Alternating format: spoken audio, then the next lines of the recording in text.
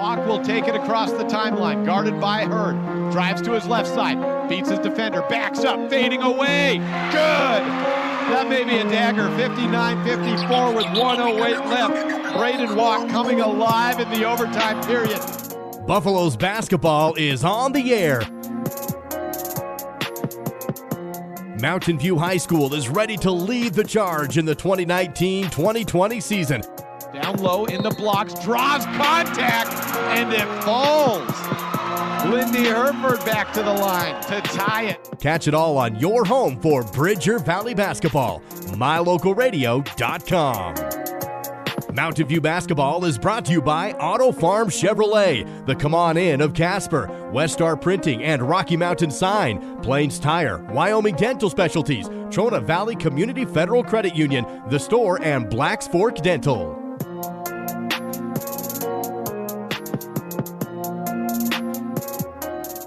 Now, Buffs fans, it's time to head to the booth to join the play-by-play voice of the Bridger Valley, Jake Hibbard.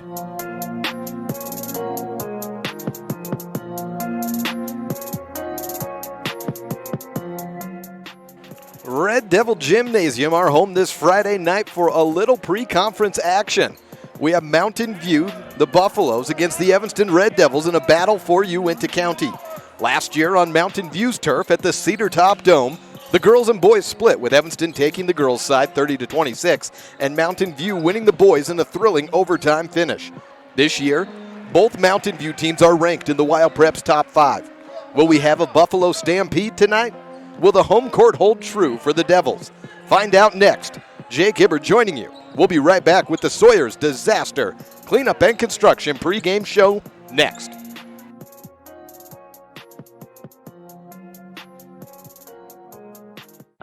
Hi, this is Chase Sawyer with Sawyer Disaster Cleanup and Construction. In addition to our cleanup and restoration services, we also offer new construction and remodeling. We can help with a newer kitchen, bathroom, a garage, deck, or a new addition to your home. We provide accurate, itemized estimates with no hidden fees or extra charges, and we complete each job to 100% of your satisfaction. Call us today at 307-741-7000. Sawyer Disaster Cleanup and Construction. Welcome into the Sawyer's Disaster Cleanup and Construction pregame show. Water damage, mold damage, fire damage, more. Sawyer's is there for you. Call 307-741-7000 or visit wilddisastercleanup.com. Well, time for the first look, brought to you by Bradshaw's Glass Towing and Fitness. We'll start with the girls' side as they're the 6 o'clock contest, about a half hour away from now. Coach Jess Moretti of Mountain View said going into last week's tournament at Rollins that her team could either go 3-0 or 0-3. Well, starting things off with a 20-point victory over Buffalo, that got the ball rolling, and they went 3-0 in fact. The biggest victory was in the bunch. It was over Worland, the number 2 ranked team at the time. That wasn't the biggest by margin, just a 1-point finish. But it was the biggest in that Mountain View showed they can compete with the best in 3A.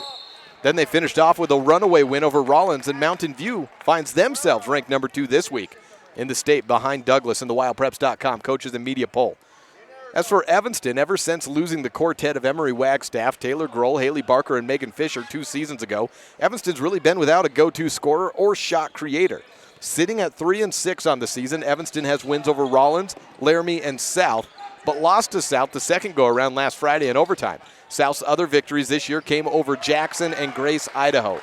Evanston is shooting just 31% from the field to Mountain View's 41%.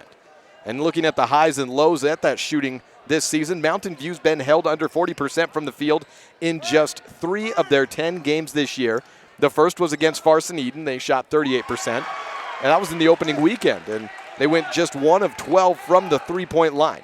The second came in a loss to Green River on December 21st, and that was a 35% day, and their third was a 1-point victory over Worland, that aforementioned Worland game. That was a season low for Mountain View. They shot just 33% from the field, including 3 of 14 from the three-point line and 14 of 37 from 2, and then just 3 of 9 from the free throw stripe.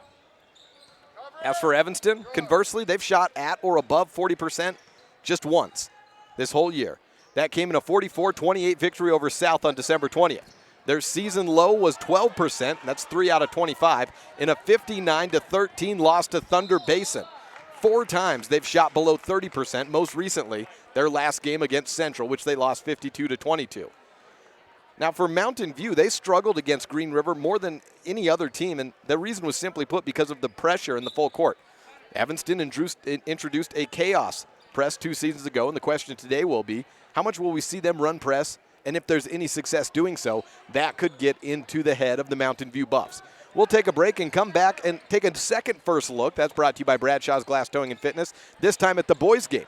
We'll be back on the Sawyer's Disaster Cleanup and Construction pregame show. This is a First Bank presentation of Mountain View basketball on MyLocalRadio.com. Whatever you need, it's likely that Bradshaw's and Lyman can help. Whether it's windows at home or new glass in your car, truck, SUV, or semi, Bradshaw's has it. Tires? Yes. All vehicles, ATVs, semis, and more. Bradshaw's offers a 24-hour towing service for everything large to small. And the Bradshaw Fitness Center is open 24/7. There's more, so always call Bradshaw's first. Whatever you need, it's likely they can help. 307-787-3450. Again, that's 307-787-3450.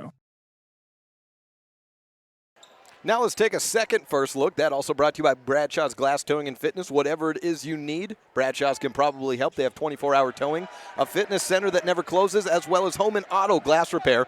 307-787-3450, the number 4, Bradshaw's Glass Towing and Fitness. On the boys' side, Evanston is off to an 0-10 season to the start. They've had a tough schedule, no doubt about that. So far, they've played Thunder Basin, Campbell County, Laramie, Cheyenne East, Central, and Sheridan. Those are 6 of the 7 teams at the top of the Eastern Conference. Throw Natrona in there as well, and they'll be competing for state bids. The East is clearly the top, and I think it would be a minor miracle for any West team to find their way into this year's 4A state championship game. That being said, Evanston has not looked competitive in most of those games, and has also lost close ones to Rollins, Warland, and was blown out by Westside, Idaho. Evanston finishes the rest of this month with Mountain View tonight, Lyman tomorrow, Green River next week, and Star Valley on January 30th. They will not, I repeat, they will not exit January without a win. In fact, that could very well finish out 4-0 these next couple of weeks. That win will come soon, but Mountain View is hoping that that is not tonight. Mountain View can be dominant at times, but the issue has been, will it maintain throughout a whole game? They held a 16-point lead over now number 1, 3A Warland, before falling completely off the map offensively in the second half. This was last Saturday and lost by 10. Braden Walk is the unquestioned offensive leader, but Mountain View is happy to welcome any and all point scorers aboard. Brigham Blue Mel has led the Buffs in scoring 2 of their last 3 games and had a season-high 23 in their win against Buffalo. Hunter Meeks will also need to get his offense working in tonight's matchup. It should be mentioned that last week, Luke Branson, a starter for Mountain View, was out for the Saturday games, which were losses to Warland and Rollins. He's not a lighted-up kind of guy on the stat sheet. He averages 6 points and 4 rebounds, but he is a starter and adds wing depth for Mountain View, which is pretty important for this team. Mountain View does not have a storied basketball tradition as of recent history. The last time they qualified for state was in 2016-17, as they upset Lander and Star Valley at regionals to sneak in as the number 4 seed from their own quadrant going in.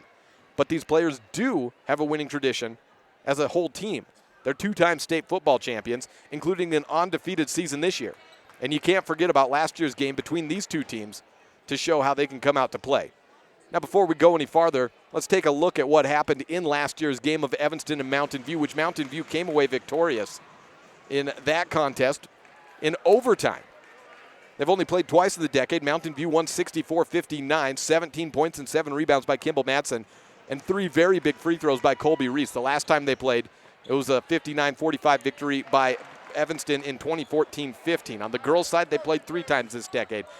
Evanston won all 3. The last time Mountain View won, we had Tawny Bugis scoring 15, leading her way to a 51-37 Mountain View victory over Evanston on December 18th, 2009. But let's roll the tape on what happened to get last year's Game 2 overtime of Mountain View and Evanston. 47-45. Second free throw, good. 48-45, 3-point lead for Evanston. Mountain View basketball. 15 seconds left. Walk at the wing. Looks for a back cut, picks up his dribble, goes back to Matson, over to the left side, Reese to the corner. Wells, they need a three with 8 seconds left. Reese to walk, takes a screen from Reese. A deep 25-foot three, air ball, saved by Wells though. To Reese, 1 second left, and Baxter fouled Reese at the three-point line. 1 second left, 0.6 on the clock, and Mountain View headed to the free throw line with a chance to tie. They need to make all three. Referees signaling the Evanston bench to quiet down. Reese, a 65% free throw shooter on the year, makes the first. Reese with foul shot number 2. He needs all three to force overtime. It's up, and it's good. Reese at the line to tie the game. It's up, and it falls. 0.6 of a second, throw up, Ellingford into the air. Baxter at the buzzer, wouldn't have counted. And we're headed to overtime. 48-48 on the Impact Physical Therapy board. This place has gone bonkers. And in the overtime period, Mountain View led by Braden Walk. He had a few threes in that contest. In the overtime period, Mountain View came away victorious, 54-49 the final. And Evanston, scored just 1 point in that overtime, 64-59. Evanston was not able to get much offense going. Mountain View just ran away with it. Well, turnovers have killed Evanston this year. As we're taking a look at the girls' stats, if you're looking up at there to just see a comparison between those two teams, the girls will be playing here in about 15 minutes from now. On the boys' side, we're continuing our Bradshaw's first look at the boys' game at 7:30. Turnovers have killed Evanston's defensive rating this season. They're giving up as many as 18 points per game off of turnovers or backcourt mistakes, one or the other. Mountain View has conversely taken pretty good care of the ball as we take a look at that turnover stat, 13.6 to 20.7, and more importantly, Evanston giving up almost 10 more turnovers than they're getting in a game. As we mentioned, state success has been different for these two teams. Mountain View's qualified 5 times since the year 2000, including 3 in a row from 2005 to 2007, led by Kyle Bullinger, the Wyoming Gatorade Player of the Year his senior season. Evanston has not been left home at state since 1995. That's 6 different coaches, Ken DeMeester, Jim Schaefer, Bubba O'Neill, Roy Barker, Joe Floyd, and Lex Cornea, who have all gone through and have all made it to state. That's the second longest streak in the state next to Campbell County, which has not missed since 1987. But both of those programs have their streaks threatened this season. It's Mountain View and Evanston on the Sawyer's Disaster Cleanup and Construction pregame show next. We'll come back in just a bit and get a look at Brigham Blue Mel for our look around the valley. He's a senior on this Mountain View basketball team next. This is the First Bank presentation of Mountain View Ball on MyLocalRadio.com. Hi, this is Chase Sawyer with Sawyer Disaster Cleanup and Construction. Our company specializes in fire damage restoration, mold inspection, remediation and testing, flood cleanup, and biohazardous cleanup services. We complete each job to 100% of your satisfaction. Safety is our highest priority, and once we've completed your job, we ensure your home or business will again be a safe place to occupy. Call me, Chase, at 307-741-7000. Sawyer Disaster Cleanup and Construction. The Central and Midwestern U.S. averages more than 850 tornadoes each year, and lately, the number of floods has been rising in the region too. So chances are, there will be more twisters and floods near here again. And between school, sports, and social lives, chances are, you won't be with your kids when it happens. Will they know what to do? Ready.gov/kids has all the educational tools and information to make the conversation easy. When the time comes, chances are they'll feel prepared, not scared. So talk with your family today. Whatever you need, it's likely that Bradshaw's and Lyman can help. Whether it's windows at home or new glass in your car, truck, SUV, or semi, Bradshaw's has it. Tires? Yes. All vehicles, ATVs, semis, and more. Bradshaw's offers a 24-hour towing service for everything large to small. And the Bradshaw Fitness Center is open 24/7. There's more, so always call Bradshaw's first. Whatever you need, it's likely they can help. 307-787-3450. Again, that's 307-787-3450. We hope you're enjoying this MyLocalRadio.com exclusive broadcast of Bridger Valley Sports. We love being able to travel around the state to bring the action on the field or court back to you watching at home. Let's face it, doing all of this would not be possible without all of our great sponsors. We appreciate the support the following businesses and individuals show to both Mountain View and Lyman Sports. Bradshaw's Glass Towing and Fitness. Whatever it is you need, Bradshaw's can probably help. The Come On In of Casper. When it comes time to cheer on your Buffs or Eagles at state, the Come On In is your best bet for a great night's stay. Auto Farm Chevrolet in Evanston. General Manager Dennis Lynch invites you to come and experience a community-driven dealership. Evanston Regional Hospital. Quality health care close to home. Bridger Valley Motor. Got a check engine light blinking? Don't guess at what the problem is. Take it to Slim at Bridger Valley Motor in Lyman. And Achieve Sports Medicine and Physical Therapy. No excuses, just results. Thank you to all of our Bridger Valley sports sponsors. Your mobility affects every aspect of your life. When you suffer from an injury that decreases your mobility, or maybe you're just noticing that you're having a harder time balancing and your flexibility isn't what it used to be, call Randy Christofferson at Achieve Sports Medicine. Randy will work with you to improve your overall health by reducing pain and improving mobility. Schedule your appointment today by calling 307-747-4627. Achieve Sports Medicine in Lyman. No excuses, just results. Brigham Blue Mel joins me, senior at Mountain View High School, set to start another basketball season. How are you feeling about this year for basketball? I'm feeling pretty good. We've done pretty good in the past. I feel like we can do a lot better this year. We definitely got a lot of height. We got some good shooters. I feel like we can actually do pretty good this year, do pretty good at state, hopefully. Yeah, you're looking to get to state first, and that's been the hump you've been trying to get over. Now you got a lot of seniors on this team, a lot of guys with a lot of varsity experience. How have you felt about, feeling this team out? You know these guys very well, but it's transitioning from one sport to another, football to basketball. How are you guys making that transition? I think we're doing it really good. We got a lot of leadership on the team, and we got a bunch of guys that know how to play together and stuff, and know how to get stuff done, and definitely know how to work with each other, so it's been pretty good. You're listed as a post, and I watched you play last year. You play down in the blocks. Do you like that? Do you sometimes want to get out and shoot the threes with the rest of the guys? How do you like being a post? That's pretty much the only place I play. I really like it. I'm not the best shooter. I leave that out to Braden and those guys, but I like working the boards and working in the post, so I don't really mind it. In football, let's go back to football because it was a great year. Describe that whole process from, I guess, starting wherever you want to, whether that's beginning as a freshman or just this year as a whole, to get the job done. 2 state championships, an undefeated senior year. Tell me a little bit about that whole thing that you went through. So it's all started off right after 8th grade year. Coach Walk had us in the weight room. We were working. Most of us seniors were 400%ers 4 years straight in the weight room constantly and just working and stuff. And we got a lot of varsity experience and working out there together and just playing. It was we've been working for a very long time, and so it wasn't a surprise to us. So we just worked for it, and it was good. You had a little bit of changing around. I mean, you caught balls before, but you going from receiver to running back to receiver, switching around a little bit. You go from an 1,100-yard rusher as a junior to a 500-plus yard receiver as a senior. What was that like when they said, hey, we're moving you over from primarily a ball runner to now primarily a pass catcher? I thought it just had to do with the personnel that we had and the positions and how things would work. Braden was obviously the better quarterback and he could throw good and stuff, and Kimball was a hell of a running back and he did really good.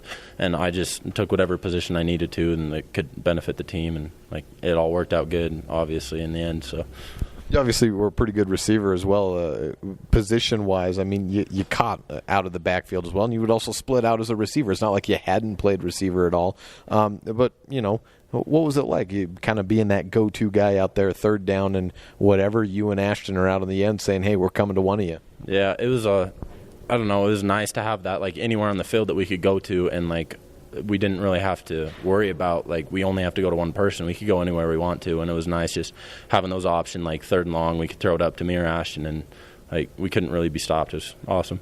What's it like playing at War Memorial for a state championship? Oh, it's probably the best feeling I've ever had in my life. Getting out there, doing buff jacks, echoing off the stadium, and just how loud it is, especially with how many fans that we can get up to those games. It's crazy. How's school going for you in your senior year? School's going way good. I like school. Just, I don't know, it's going good with all my friends and stuff and working. Do you have any idea what's next for you, where you want to go or move on to do? Not for sure. I've been looking at a bunch of different schools. Want to go into engineering and stuff, maybe track or football, just whatever opens up for me, I guess. And track and field is something you may consider pursuing after high school as well then? Yeah, I've definitely been looking into it. I've got a couple state championships in there, and I've got a few offers there. So, what's your event? I run hurdles and relays too. So, football or track? You've been talking a little bit about pursuing that? Is that going to be a determining factor, or are you looking more at like the engineering side when you're looking at schools? I don't really know. It's just whatever really opens up. If I get a good offer for track or football somewhere I love because I love doing sports, then definitely that'll probably take me somewhere. But in the end, it's all in the education. So, what branch of engineering are you looking at?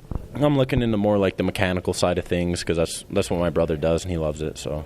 Oh, your brother is he went to school for this and now he's out in the field, is that right? No, he's in school right now. He's going to the University of Wyoming, so I've looked in that too. And he loves it? I've never heard anyone in the midst of engineering school say, "Oh, I love it." Yeah, well, he doesn't mind it, I guess, but he definitely enjoys it, and it's hard, but he likes getting through it. Definitely a heavy workload, so I would imagine math and science come pretty naturally to you, or you've been able to work pretty well in them? Yeah, definitely. I'm very strong in there, and I enjoy those, so yeah. All right, well, Brigham Blue-Mel, senior at Mountain View High School, thank you very much, and good luck this season. Thank you. And right now we're taking a look at 3 Mountain View Buffs in jerseys other than the purple and white.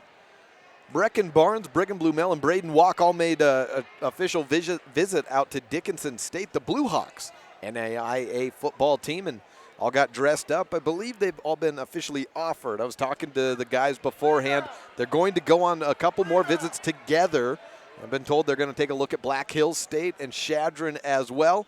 But cool to see 3 guys and maybe more headed to the next level of that state championship, 2-time state champion Mountain View football team. Hunter Gross and Kimball Madsen certainly looking to play as well, but before that, they have to go do their 2-year LDS mission, and I was talking to both of them. Kimball is going to enter his paperwork, he said, sometime maybe in the summer, right around the Shrine Bowl. Hunter Gross is getting set to enter put his paperwork in here next month so that he can put the leave date right after if he gets selected for any postseason contests, and they could be leaving in the summer for that, and then maybe getting out in a couple of years and going playing some college football as well. So we could have as many as 5 Buffs playing college football team from this class next season or the next couple of seasons. Pretty cool. We'll take a break, come back, and look at the coaches' side of things. We'll start talking with Coach Jeremy Fessler of the Evanston Red Devils first, and then move over to Jess Moretti of the Mountain View Buffaloes. Doubleheader action, Mountain View and Evanston, the battle for Uinta County, right here at Red Devil Gymnasium, part of the Sawyer Disaster Cleanup and Construction pregame show. This is a First Bank presentation of Mountain View basketball on mylocalradio.com. When I was in foster care, I never knew when I would have to move, so I always had my suitcase ready to go. Then one day, I was adopted. My new parents opened their hearts and home to me. My parents cook my favorite breakfast for me every morning. My parents take me on trips I never thought I would go on. They gave me a home and an even better reason to use that suitcase. My parents aren't perfect, but they're perfect for me. Mountain View and Evanston set to do battle here in a little bit. 51 seconds left in the fourth quarter of the boys JV game. Let's take a look around the state at some other contests happening. Yesterday I was able to listen in to Jeff Ricketts out of 98.3 The Peak in Sheridan to get some action of Sheridan versus Kelly Walsh. Kelly Walsh had a great second half. Sheridan disappeared after leading by 8 at halftime and came away with a victory. Kelly Walsh beat Sheridan in their non-conference game. Got Friday night action at 4A, Cody at Natrona County. Doubleheader on that one. Green River's at Thunder Basin. And that's a long trip. Green River to Thunder Basin, that's Gillette. That's not as long as if you're from Evanston or Mountain View, but that's a long trip nonetheless for some non-conference play. At the 3A level, Torrington's at Douglas, and Buffalo is at number 3 Wheatland. At 2A, Pine Bluffs is at number 4 Southeast, right at Tongue River. And then we have multiple Class A, 1A games, and interclass contests as well. Cheyenne East is playing Scottsbluff, Nebraska. Sheridan is playing Billings Skyview in Sheridan tonight. Rapid City Central is at 4A Campbell County. And 3A Lyman is at Star Valley. This is a JV contest for the boys which is why we're not at it. SVI has the call for that game, but the girls playing probably in action right now as the boys game scheduled to start at 7 p.m. That again is a JV contest. Well, we'll take a break. Come back with head coach of the Evanston Lady Red Devils, Jeremy Fessler, as we continue the Sawyer's Disaster Cleanup and Construction pregame show next on a First Bank presentation of Mountain View Basketball on MyLocalRadio.com. Hi, this is Chase Sawyer with Sawyer Disaster Cleanup and Construction. Our company has helped thousands of people put their homes, businesses, and lives back together after a fire, flood, storm, or other disastrous event. We work with all insurance companies, and we work for you by being professional, fair, and honest. Our certified technicians are trained in every aspect of restoration, so we can complete each project in a fast and satisfactory way. Call us today, 307-741-7000. Sawyer Disaster Cleanup and Construction. Jeremy Fessler with me, head coach of the Lady Red Devils. Coach, first time I'm talking to you this year. Tell me a little bit about this team as you've prepared them going from last year to this year. Defensively, we're not as solid as we were in years past. We're still work in progress defensively. Just this last JV game, I started charting when were you out of position defensively or offensively. And so I'm going to put that up so the girls can see it because sometimes they don't believe what we're saying. So we're still work in progress there. Offensively, at times we have more options scoring-wise. At other times we miss a lot of shots. And so we had a very good weekend at the Gorge where we actually scored. You know, when we score, we can play with teams, and when we don't, like Central, we started the first half 3 for 20. Then we struggle immensely. And so consistency is something that we're striving to get better at also. I've seen you in several games this year. I know, like you said, you've had a lot of points in some games. I saw you at Flaming Gorge, and then saw you at Cheyenne, and saw you a little bit in Gillette as well. You mentioned the defense, the shooting. I know you shoot somewhere in the 30% neighborhood, and then defensively you're still trying to get that. So how do you balance the two in practice, trying to prioritize which one you put more time into? Well, we always start with defense. That's just the way I am. I'm a defensive-minded coach, and that's probably why we struggle a little bit on offense. This week, particularly, we worked on a lot of zone stuff because we got zoned a lot. And if you're a smart coach and you look at our shooting percentages, you're going to zone us. And so we spent a lot of time on zone, and we spent a lot of time on defense this week. As you get ready for Mountain View, it's kind of an extra conference game because you get a good home crowd atmosphere. It's kind of a warm-up as you get prepared for a very tough Western Conference schedule. How do you approach this game? We're still in the preseason stage in my eyes, and we're still – heck, I'm still trying to find rotation. We're still trying to figure out who our back five are. We pretty much have a solid front seven, and we're still trying to find that back five, and we're still trying to figure out what works and what doesn't work. We've been stuck in a lot of man. We've struggled having basketball smarts and knowing where you're supposed to be in certain things in different presses and stuff. So we've haven't really ran a lot of different type of stuff except for full court man and half court man. So this is a game where we can try some of that stuff. Has your team been a little bit momentum driven this year from what happened the day before? As I look at, you beat South by a decent margin with a good second half in Flaming Gorge, and then on day two you can't quite get them. I think it was an overtime finish. Was that a difference in momentum, or was there just different, were your girls playing a little differently out there? The South, I'll tell you exactly what happened in the South game. The first time we shot 52% from the field, and the second time we were in the 20s. So it comes down to shooting. It comes down to shooting. If we run stuff right, we get shots. If we're making shots, and I don't think it affects our defense. It did against Central. I know it did against Central. But otherwise, we were missing shots. We were down 9 at half at South, and we came back and battled back in that game. But it just, when you can't score, every defensive possession it's like everything's like a championship every possession, because if they score 2 or 3 times in a row, you're gonna have trouble getting back in the game. And so it is, it's hard. I don't think it's balanced driven. I don't think it's based on games. Yeah. It's just based on how we shoot right now. And finally, as you get ready for a conference schedule, I've seen Green River. They're very solid. Rock Springs has a very good sophomore who can score the ball. And Kelly Walsh just got better with bringing in Nia Chimay, so they've got a lot of length and athleticism. When you look at a lot of these teams, they're going to be trapping. You're going to be facing a lot of pressure, and you're going to go up against a lot of length.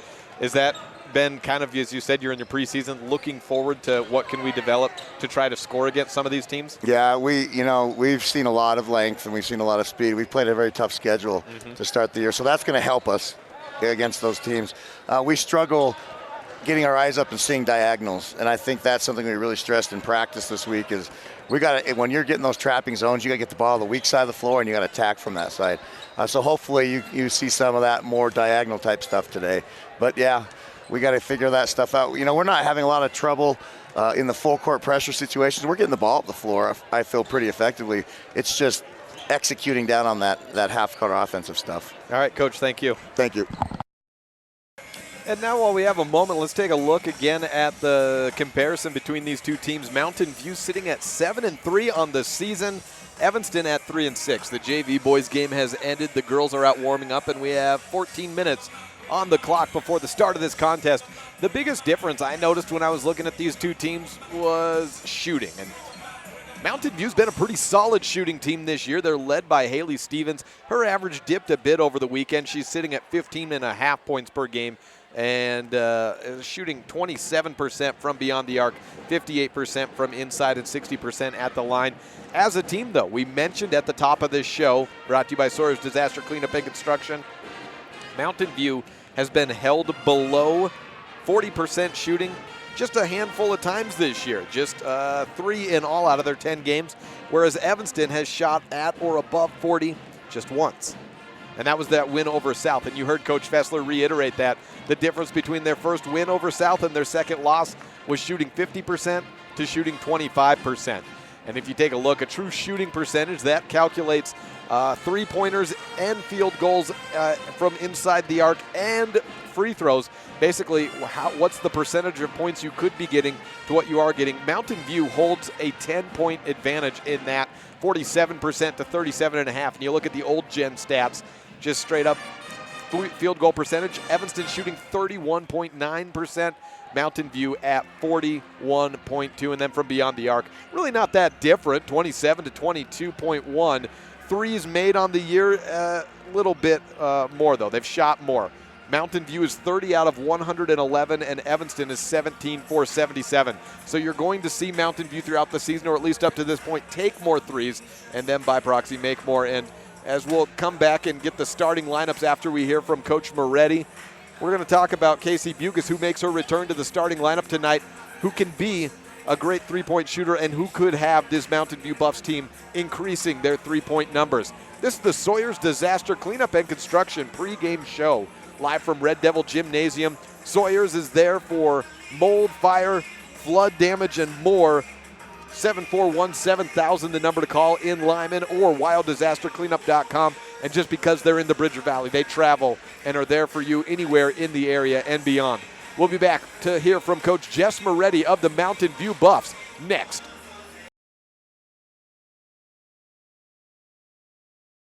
The best place to stay when you're in Casper, Wyoming is the Come On In Hotel and Suites. This beautiful log hotel offers 5 hot tubs, 1 pool, a fitness center, and fabulous indoor atrium. Offering jacuzzi and fireplace suites, the guest rooms are comfortable and relaxing. Plus, every stay includes a delicious extended continental breakfast. Whenever you're in Casper, stay at the best place. Come On In Hotel and Suites. Come on in today. Come On In Hotel and Suites, Casper. An infected tooth can cause discomfort and serious harm to your health. At Wyoming Dental Specialties, endodontist Dr. Leslie Walker understands the complexities removing infected tissues from inside the tooth, which is one reason why you can trust him to provide endodontic treatment and root canal therapy. With a skilled staff and state-of-the-art technology in our office, we help save your smile and improve your overall dental health. Call today to schedule your appointment, 307-789-5608. As one of the region's most visited websites, mylocalradio.com is here to serve you. Catch up on local and regional news and information. Buy, sell, or trade your good used items on the radio classifieds. Stream your favorite music all day, every day, or catch our live coverage of your high school teams in action, all on mylocalradio.com. Like us on Facebook so you never miss a giveaway, and visit mylocalradio.com today to stream it all live. Sure, I look cute now, but when my owner lost his job, it was rough. I was living on the street, and one night, me and this Cocker Spaniel got into it so bad, I wound up looking like an ice cream cone. I cried a little bit, but thankfully I got rescued, so I'm running, I'm jumping, all back to my old self, and I'm ready to give unconditional love, even if you put a lampshade on my head.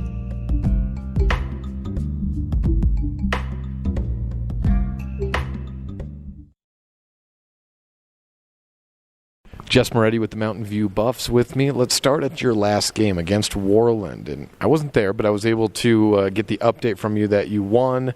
Tell me a little bit about that game as it came down to it. Okay, yeah. Worland was actually our Saturday morning game. And, we knew going into that game that it was going to be a close game. I think I've talked to you a little bit about kind of looking at stats a little bit. I don't put it's not the end-all be-all by any means, but we knew just based on that it would be close.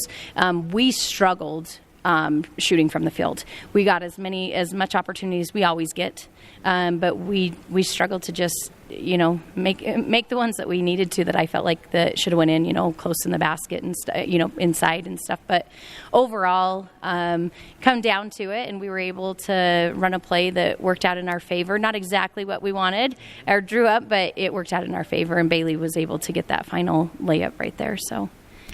Hey, it was a successful tournament for you in the end. You got to see some 3A competition. I asked you, what could it mean going in when we were talking last week. You said you get a look. So now that you've seen it, what have you seen out of the 3A teams that you were able to either play against or just see in action? Yeah. You know what? Defensively, they're 3A scrappy defensively. And so, part of doing that, watching some of the teams is, some of those teams, you just got to hold your composure because of the way that they play defense and different things like that. And so that has always been one of Mountain View girls basketball is being composed at all times, no matter what defense that you're up against or whatever. And as far as, but you know what? I feel like I said it last week going in.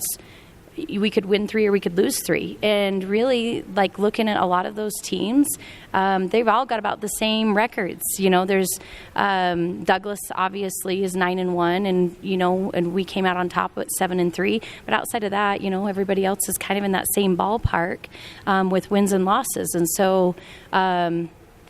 It'll be interesting regional and conference games, I think. I was just on the way here to this interview. I was listening to some Evanston sports talk radio, and man, I was surprised to hear that the Mountain View Lady Buffs are deemed by Evanston as the favorite coming into this contest on Friday.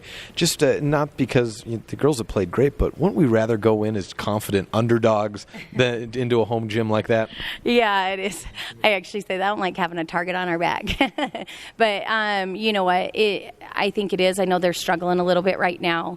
With their games that they had this last weekend. And so, I think that kind of sets that tone probably, that we had a successful weekend and they struggled. And so I'm guessing that that's probably where that really comes from. It's always a good game against Evanston, whether we see them in the season or if we end up seeing them only in summers. No matter when it is, we always have great games with them. So we're excited. We're excited to be close to home, and then have that home game on Saturday as well with Star Valley coming up. Yeah, and with a team like Evanston, you mentioned you see them so much in the summer. Some of these girls have family relations. They go to Evanston or they come here. It's a different sort of game than any other non-conference contest that I think plays into the matchup when it comes time. Yeah, it is, and similar as to that was when we play Lyman, that same thing. That game, of course, is a lot more intense, I would say, just because of the 3A, 4A difference in that respect. But yeah, no, being the girls know each other very well, same county, they end up in same things throughout the year. In the summer, we have a lot of kids that do fair. And so, yeah, they end up over there a lot, and it's good. It makes for fun, and you get to see friends that you haven't seen in a while, and yeah, it's good. Yeah, well, I'm excited to see this game. Thanks for joining me. And remember, tell the girls I have all the faith in the world, but confident underdogs. Confident underdogs is what you want to be. You want to maintain that chip on the shoulder as the smaller school, don't you? Oh, absolutely. Yeah, we only have 250 kids, and we compete in that 3A class. And so, yeah, when you think of it like that, we're the 3A school coming in, and we're the young small school. And so while we might be picked that, yeah, absolutely. There's that little thing of like, well, but we'll get after it. Have all the confidence in the world. Coach Moretti, thank you. Yep, you bet. This is the Sawyer's Disaster Cleanup and Construction pregame show, and we are 4 minutes and 20 seconds away from the opening tip-off. We'll take a break and come back with your starting lineups as we get set for Evanston and Mountain View. Battle for Uinta County here at Red Devil Gymnasium on a First Bank presentation of Mountain View Ball on MyLocalRadio.com. The Wyoming Prep Podcast on the radio is back for another year with a bit of a twist. Join me, Jake Hibbard, as I transition from covering Evanston and becoming the voice of the Mountain View Buffs and Lyman Eagles. I'll be live every Wednesday at 10:30 a.m. with news, analysis, and guests as we focus on the Bridger Valley and beyond. We'll cover the happenings around the area and across the state landscape. We would also like to welcome onto the show as a regular this year, Dennis Lynch of Auto Farm Chevrolet. Join us every Wednesday on KNYN 99.1 FM in the Evanston listening area for the Wyoming Prep Podcast on the radio. If you can't catch it then, don't worry. We'll post all the episodes up to MyLocalRadio.com, or you can also find it by searching and subscribing to the Wyoming Prep Podcast on iTunes or Google Play. The Wyoming Prep Podcast on the radio, presented by Auto Farm Chevrolet, every Wednesday, August through March on KNYN 99.1 FM in Evanston, or online anytime at MyLocalRadio.com, or of course at the Wyoming Prep Podcast on wherever you get your podcasts. The Wyoming Prep Podcast on the radio. Come join in on the fun. We hope you're enjoying this MyLocalRadio.com exclusive broadcast of Bridger Valley Sports. We love being able to travel around the state to bring the action on the field or court back to you watching at home. Let's face it, doing all of this would not be possible without all of our great sponsors. We appreciate the support the following businesses and individuals show to both Mountain View and Lyman Sports. Jeff Piper and Farmers Insurance in Evanston. Whether it's home, life, renters, auto, or more, Jeff Piper is your one-stop shop for all of your insurance needs. Black's Fork Dental, top-of-the-line dentistry available right in your backyard. Thank you to all of our Bridger Valley sports sponsors.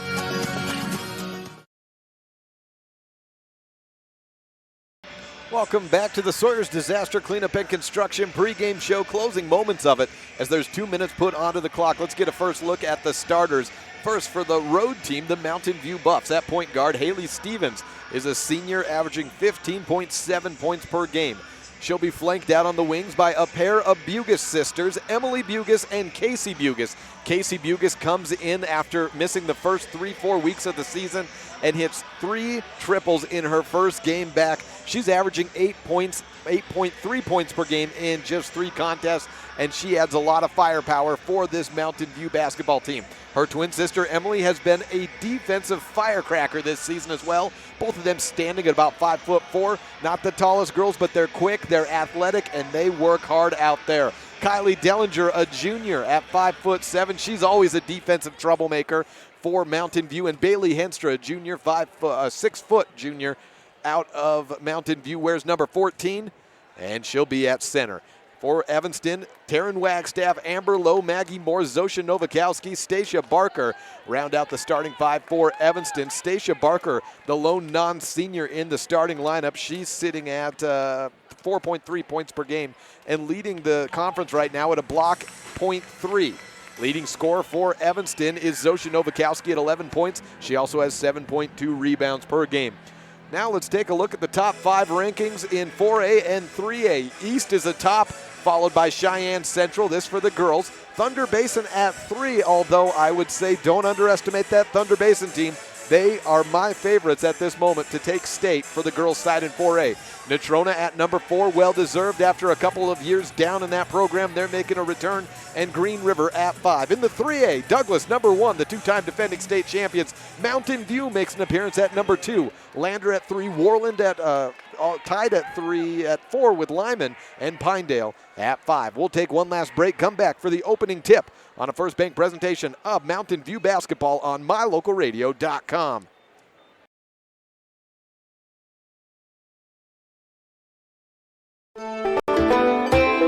With MyLocalRadio.com, you get to stay up to date with Lyman and Mountain View sports by watching all of the games live in the convenience of your own home. Now you get to keep up with your coaches, athletes, and teachers throughout the week with the Bridger Valley Coaches Corner. Weekdays during the school year, the Bridger Valley Coaches Corner will run on KNYN 99.1 FM at 3 p.m. and keep you up to date with the most interesting storylines from Lyman and Mountain View in football, volleyball, basketball, swimming, running, golf, and more. We'll also check in with different students and teachers from the two schools throughout the year. 3 p.m. Monday through Friday on KNYN 99.1 FM is the Bridger Valley Coaches Show presented by MyLocalRadio.com. Stay connected.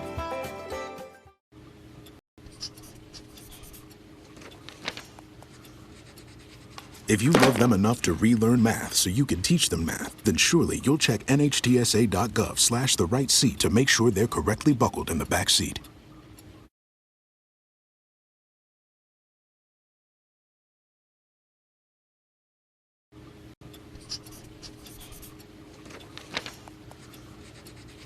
If you love them enough to relearn math so you can teach them math, then surely you'll check nhtsa.gov/the right seat to make sure they're correctly buckled in the back seat. We hope you're enjoying this MyLocalRadio.com exclusive broadcast of Bridger Valley Sports. We love being able to travel around the state to bring the action on the field or court back to you watching at home. Let's face it, doing all of this would not be possible without all of our great sponsors. We appreciate the support the following businesses and individuals show to both Mountain View and Lyman sports. Dr. McKay Frankham, quality dental care at affordable prices. Westar Printing in Evanston. No matter what you want printed, Westar is where you want it done. Reese Auto Service. From lawnmowers and snowblowers to cars, trucks, and semis, Reese Auto Service in Lyman does it all. Trona Valley Credit Union, member NCUA. Wyoming Dental Specialties. Make an appointment with specialist Dr. Vuig or Stosich by calling the Evanston office at Bear River Dental. Plains Tire in Evanston, Wyoming's oldest and largest tire dealer. Thank you to all of our Bridger Valley sports sponsors. Starting lineups about to be announced. Evanston, you get a view of them. The lineup for the home team. Cheerleaders preceded by the players lining up on either side to form the tunnel. We're at about 80%, 85% capacity here at Red Devil Gymnasium today. A good showing, good student section, which is currently turning their backs to the starters of the Mountain View Buffalo girls. Game time starting just a little bit after. We're at 6:18 p.m. Boys will be sometime after that, and with the weather always a concern, it was blowing snow from here to the Sisters and then beyond to the Bridger Valley. That may play into, well, let's move this game along. Starting lineup again for Mountain View: Haley Stevens, Emily Bugas, Casey Bugas, Kylie Dellinger, and Bailey Henstra. Student section for Evanston turns around. This was a bitter rivalry game last year. I guess they're kind of newer rivals in the regular season. They play all the time, though, in summer, in off-season. Mountain View, Evanston, Lyman. We'll have a Lyman game for you tomorrow. These teams are always going at it, but in the regular season, Evanston and Mountain View really don't play that much. We talked about the recent history. The girls have played a little bit more than the boys. Last year, of course, they had a doubleheader. All the times before that, it was at the Flaming Gorge Invitational when they played. The girls lost last year. The Mountain View did to Evanston, 30-26. Aja Hanna Archuleta led the way with 12 points for Evanston. 8 rebounds by Natalie Robbins, 3 assists by Corey DeRue. All 3 of those players for Evanston have graduated and moved on. The year before, 2017-2018, they played, and Evanston won 57-38. That was a career day for current University of Utah Eastern sophomore Emery Wagstaff. She had 32 points and 9 rebounds for the Evanston Red Devils in that 19-point victory. And then in the 2013-2014 season, the Red Devils won at Flaming Gorge 38-31 behind 17 points and 10 rebounds, a double-double by Allie Barker. Again, the last Mountain View win for the girls came in 2009, December 18th, again at the Flaming Gorge Invitational. Tawny Bugas scored 15 for the Buffs and led them to a 51-37 victory.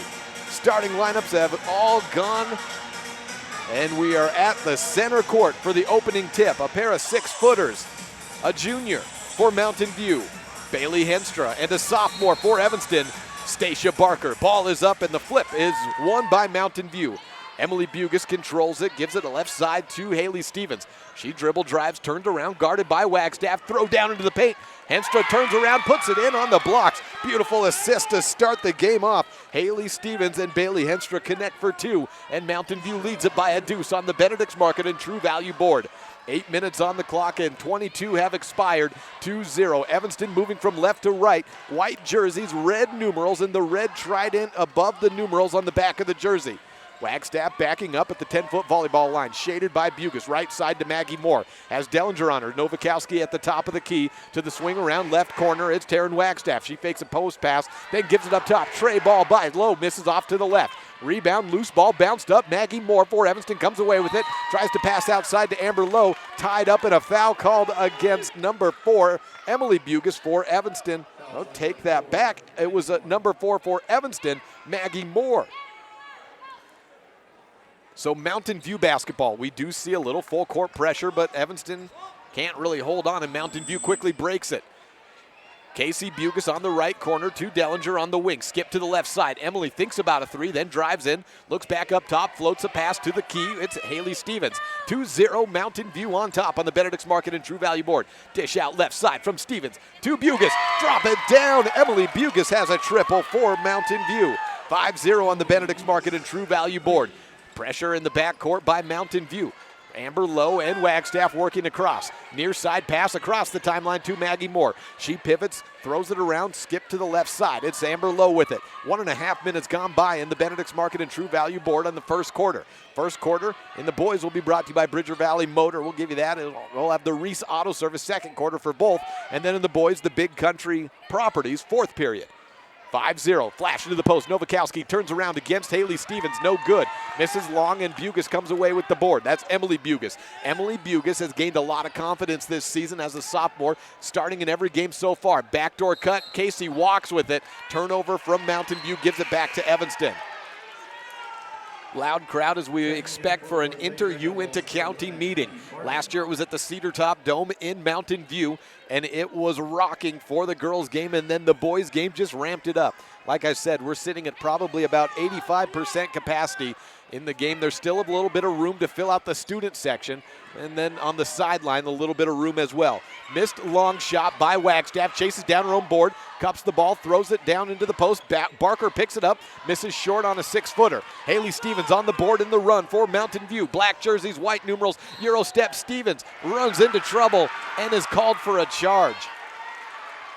Ran into two defenders, did Haley. And she's called for the push-off. It might have been against Barker, who was quick getting back for Evanston. 5:38 left in the first period. Evanston crowd being led by the cheerleaders with the EVANSTON cheer. Amber Lowe fakes a three at the top, drives into the free throw line, floats it off the glass, and Evanston is on the board. 5-2 on the Benedict's Market and True Value board. Haley Stevens running across, has Wagstaff on her. She takes it across the timeline with confidence, dribbling with her right hand. 3 minutes passed in the first quarter, and a Mountain View lead 5-2 over Evanston. Backdoor cut is thwarted by Novakowski. Pickoff and a turnover for the Evanston Lady Red Devils. Low running with the basketball. Quickly ahead to Wagstaff on the wing. Then down low to Novakowski, who's guarded by Stevens. Triple teamed, and Bailey Henstra comes away with the pickoff. It was Casey Bugis poking the ball away. Stevens walking across. No pressure in the backcourt. She picks it up, gives it just to her left at Kylie Dellinger. 4:46 on the clock, first quarter. Casey Bugis on the right wing. Dribbling with her left hand, then to her right. Her right hand is wrapped after that partially torn ligament was put into a cast for 4 weeks to begin the season. She found out just before the Bridger Valley Invitational. On did it and got to play last week at Rollins and played very well in her debut. She's averaging 8.3 points per game. Bugis tries her first three from straight away. Rolls around it out of the rim. Casey 0 for 1 so far from beyond the arc. Evanston rebound, and Amber Lowe pushes it forward, throws it to Wagstaff. Quick into the left block, turnaround, Barker off the glass, rolls around, no good. Sadie Mitchell did not get the start today, but she'll check in at the next dead ball. And 4:05 left on the clock right now. Lowe pushing, gets a late foul call against Emily Bugis on a jumper. And to the line for 2 shots. 2 fouls for Mountain View. One on Stevens, one on Emily. First free throws of the day for Amber Lowe. Evanston shooting 53% as a team from the free throw line, but Amber Lowe excellent at 78%. Misses her first, though. Maybe a small sample size. She's shot the most of any Red Devil aside from Novakowski, but Novakowski actually has 3 fewer. She's 29 of 37, now 29 of 38, looking to get her 30th free throw in of the season on her second attempt. Lowe pushes the ball toward the hoop, and it's nothing but net. 3 points for Lowe, and that's Evanston's entire point total. 5-3 on the Benedict's Market and True Value board. To the right side, still behind the timeline. Stevens across to Dellinger. She's racing into the blocks. Turns around, gives out left side to Mitchell. Drives into the free throw line, up to the top of the key. Stevens has the ball poked away. Knocked out of bounds. Last touch by Evanston. That's Tiana Pierce in the game. Heidi Barton also making an early appearance for the Evanston Red Devil team. Sadie Mitchell, the lone sub so far for Mountain View. Mitchell to Stevens. She turns around in the right blocks, misses. Barker with the rebound for Evanston. Working from left to right, Taryn Wagstaff. She's the primary point guard. Both her and Lowe can handle the ball, though. Backcourt mate. Lowe throws down, looking for Pierce in the post. She overthrew Pierce, though, and it heads into the hands of Henstra. 3:27 left in a 2-point contest. 5-3 on the Benedict's Market and True Value board. Stevens goes to the left, gets a screen from Dellinger. Dellinger takes the ball, gives it to Bugas. Back to Dellinger, just beyond the 3-point line. 3:14, left wing. Stevens with a 3 ball. No, too long. Loose ball rebound went through the hands of Henstra and Dellinger. Picked up by Evanston. Tiana Pierce came away with it. Amber Lowe with the basketball across the timeline. Barton gets it and races to the hoop, but overshoots in the corner. Overshot the shot by about a foot. It was only about 3 away, but the quickness of Barton could be a problem for Mountain View if she gets the ball and runs like that and starts converting in the lane. Emily Bugas to Dellinger for Mountain View with the basketball at the top of the key. Crossover left side, runs into a double. To the right side on the corner, Stevens looks into the post. Henstra gets partially hit from behind. The ball rolls out of bounds, but Barker, nothing called against her, so everything's clean. Barker out, that being Stacia Barker and Amber Lowe for Evanston. Mia Barker, the sophomore, checks in. And let's see who else is in for Zosha Novakowski back in after about a minute out. 2:30 left in the first quarter, 5-3. Novakowski turns around against Henstra. Bailey was straight up and down, but may have put her hands extended a little bit out, so she's whistled for the foul. 2 shots for Novakowski. We mentioned Evanston shooting 53% on the season from the free throw line. Novakowski is that average. She shot the second most, 18 of 34. That is 53% on the year. Third team foul on Mountain View as Novakowski hits her first. Checking in for the Lady Buffaloes, number 3, Casey Bugas. Got some feedback on the microphones, the announcers to the left. I'm not sure if that one microphone's on or if it's just a little bit too close on the headset. 5-4 on the Benedict's Market and True Value board. Novakowski for her second shot, misses. So Mountain View holds on to a lead, 5-4 on the Benedict's Market and True Value board. 1 foul on Henstra, 1 on Stevens, 1 for Bugas. Only player for Evanston with a foul is Maggie Moore. Well, no, hold on. There was a second foul, and I just didn't attribute it. Number 35 came on the box out there. Tiana Pierce called for one after the missed free throw. 3 ball on the wing for Dellinger. Airballs it, but Mitchell's there. She's towing the baseline and tries to bounce it back inbounds before she steps out, but the back heel of her shoe must have hit the red baseline. It's Evanston basketball. 2:27 left in the first quarter. 5-4 on the Benedict's Market and True Value board. Pressure on. Evanston will need to get across the timeline against all 5 Mountain View Buffs. A timeout taken prior to the 5-second call as Evanston was struggling to get an inbound. 2:27 left in the first quarter. Mountain View 5, Evanston 4. This is the First Bank presentation of Mountain View basketball on MyLocalRadio.com. Your mobility mobility affects every aspect of your life. When you suffer from an injury that decreases your mobility, or maybe you're just noticing that you're having a harder time balancing and your flexibility isn't what it used to be, call Randy Christofferson at Achieve Sports Medicine. Randy will work with you to improve your overall health by reducing pain and improving mobility. Schedule your appointment today by calling 307-747-4627. Achieve Sports Medicine in Lyman. No excuses, just results. 30-second timeout taken by Evanston. We'll see if the pressure comes right back out for Mountain View. Casey Bugas, Emily Bugas, Sadie Mitchell, Stevens, and Dellinger on the court, and the Bugas sisters look determined as they came out of the huddle like, here we go again. Pressure is on, all five in the backcourt. Throw into Novakowski, trapped on the left sideline to Barton. She'll race straight up the middle and then throw over the head of Pierce. Picked up by Mitchell. Barton had it, but she overthrew the passing mate. Now it's Evanston's turn to try to pressure, and it's on the sideline, pushed out of bounds. Dellinger draws the foul of 2-1. Is that Barton? Maybe 1-1. 1-1. Heidi Barton with her first foul. 3 fouls for each side. 2:14 left in the first period. Mountain View up by a skinny point on the Benedict's Market and True Value board. No pressure by Evanston. They'll set up in the half court. Bugas on the left wing, dribbles to her right, has Barton on her. Zone look from Evanston, as you probably want to do against this Mountain View team. Try to keep them out of the lane as they've been quick to pass in and try to convert from inside. Bugas to Dellinger, 1:51 left in the opening quarter. Mitchell at the free throw line, out right side. Stevens fakes a three. Inside the three-point line, she puts up a jumper, misses it. Novakowski on the rebound, gives it to Barton. She's racing. Barton has a wrap on her right hand from, I assume, some prior injury. Elbow pass to Barker, then to Amber Lowe. Barton at the top of the key. Heidi with the basketball, fires it left side, then into the post. Barker to Barker. Station turns around, sees two defenders, gives it back out. Free throw line shot by Novakowski. Bank shot in. Both of the field goals for Evanston, not that it necessarily means anything, it counts the same, but both of the field goals for Evanston have been banked in so far. Evanston takes a 1-point lead, 6-5. The offense has gone cold in the first quarter for Mountain View. They've had some good looks, they've just missed them.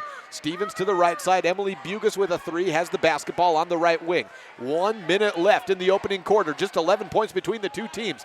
Fire into the post, Mitchell rips it out, then back to Stevens. She'll try to give it back to Mitchell. She'll dribble out to the right corner, unguarded, tries a short corner shot, misses. Loose ball rebound picked up, Mia Barker. 45 seconds, Evanston basketball. Heidi Barton moving from left to right. She threw the ball away, lost control of the dribble. Emily Bugas on the run. Barton against her defensively. The layup missed. Dellinger picks up the board, throws it back out to Bugas. She's tied up down to the ground, throws it over to sister Casey. High shot, misses. Bugas gets the board, flips it up, misses again. Heidi Barton on the board. What a strange course of events we just had there. 6-5 with 21 seconds left. Evanston on top on the Benedict's Market and True Value board and with the basketball. 15 seconds. Amber Lowe with the basketball at the 10-foot line. Drives over to her right side, crosses over, gets a screen from Novakowski. To the left wing, still with her dribble. 6 seconds left. Looking into the post. Picks it up. Mia Barker at the top. Tries a three. Rejected by Casey Bugas. 5'3". Casey Bugas doesn't care. A rejection to end the quarter. Evanston, however, leads after 1 period of play. 6-5 on the Benedict's Market and True Value board. This is a First Bank presentation of Mountain View basketball on mylocalradio.com. When do you schedule doctor appointments? In bed before I fall asleep. In the car waiting to pick up my kids. We can even do it after breakfast. We all lead busy lives. Online appointment scheduling puts you in control. In just 90 seconds, you can make an appointment with a primary care provider or specialist at evanstonanytime.com. Select the day and time most convenient for you. Enter some basic information, and just like that, you're scheduled for care. Schedule appointments for next day and beyond at evanstonanytime.com.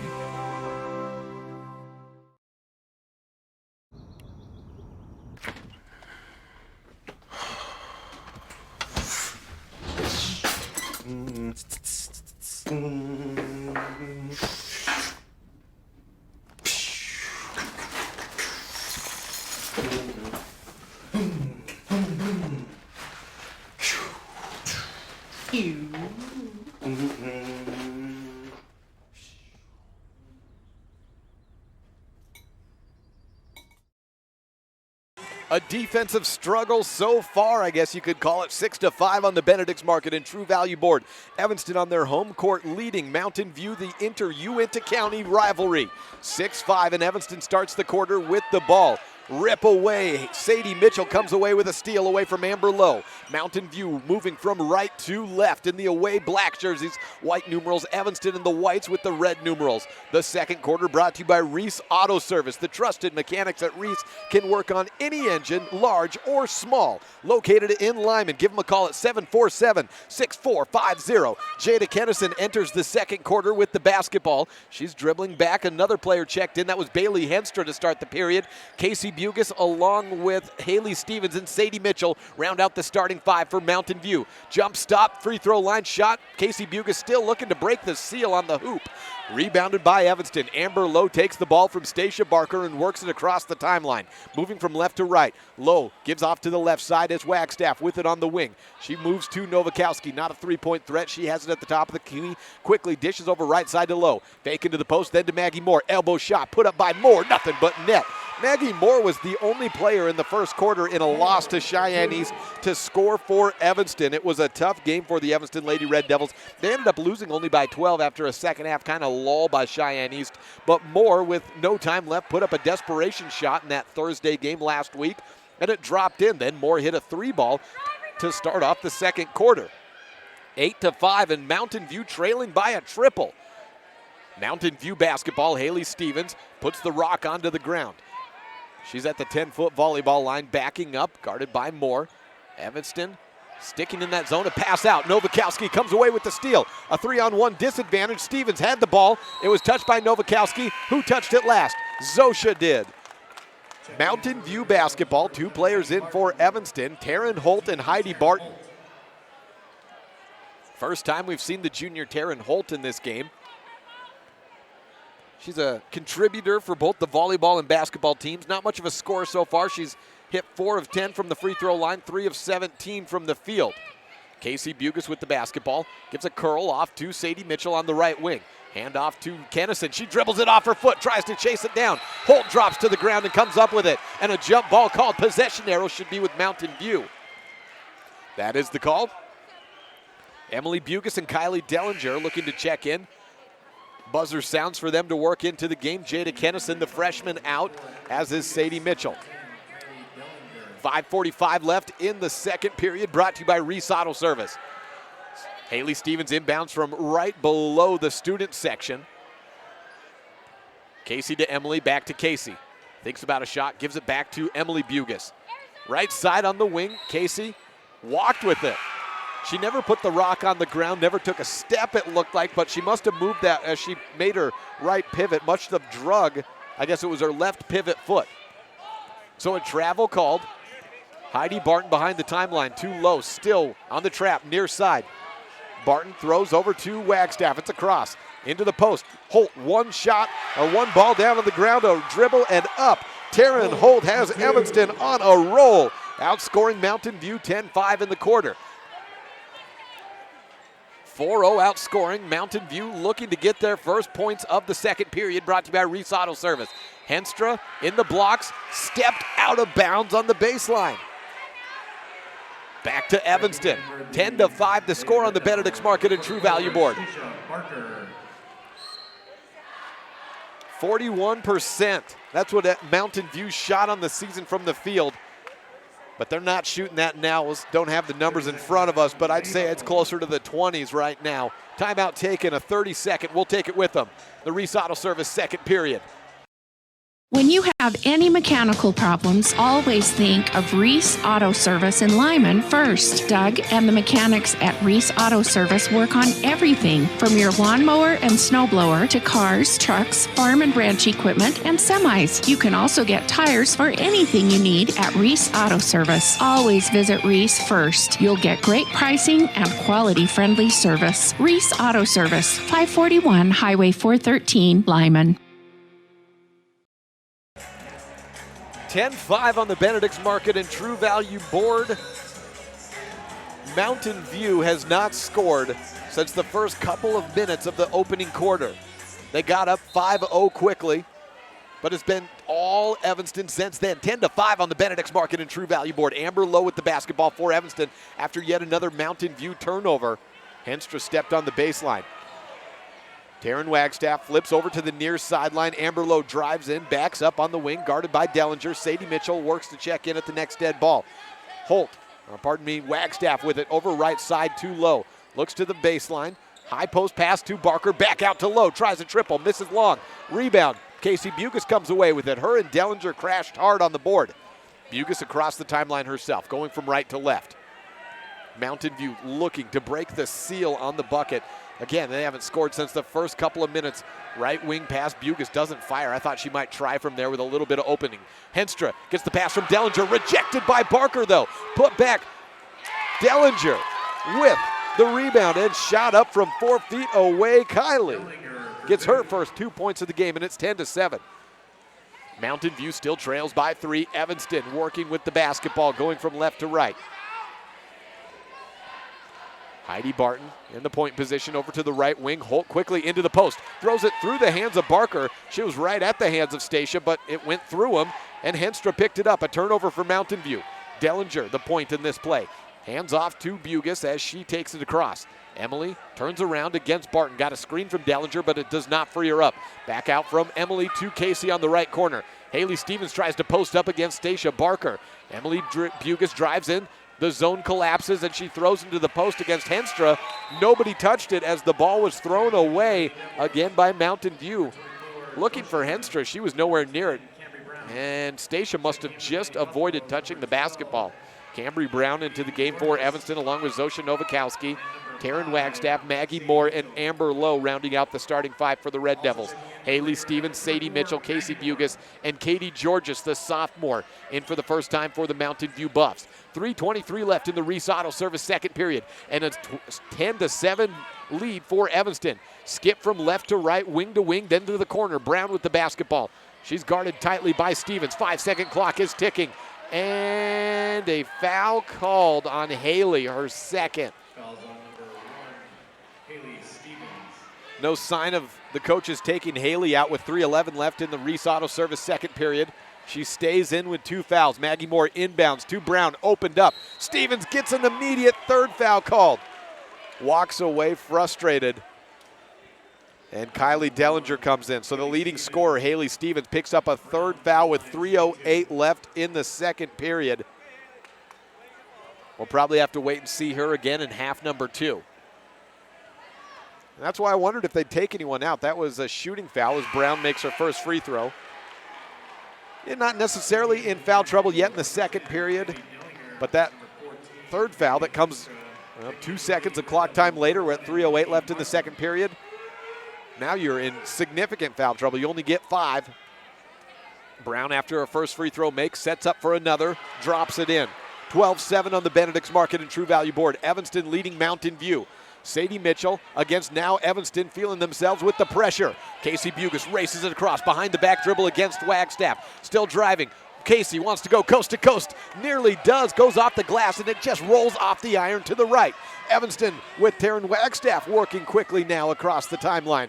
Off to Heidi Barton. Bounce pass to the right corner. Cambry Brown to Wagstaff. 2:48 left in the Reese Auto Service second. Henstra was fronting. Novakowski throws it over the head of everyone. Novakowski grabs it and drops it in for 2 more. Evanston running away in this second quarter. 14-7 on the Benedict's Market and True Value board. Welcome to Red Devil Gymnasium. This is the first time Mountain View's played here in more than a decade from my understanding.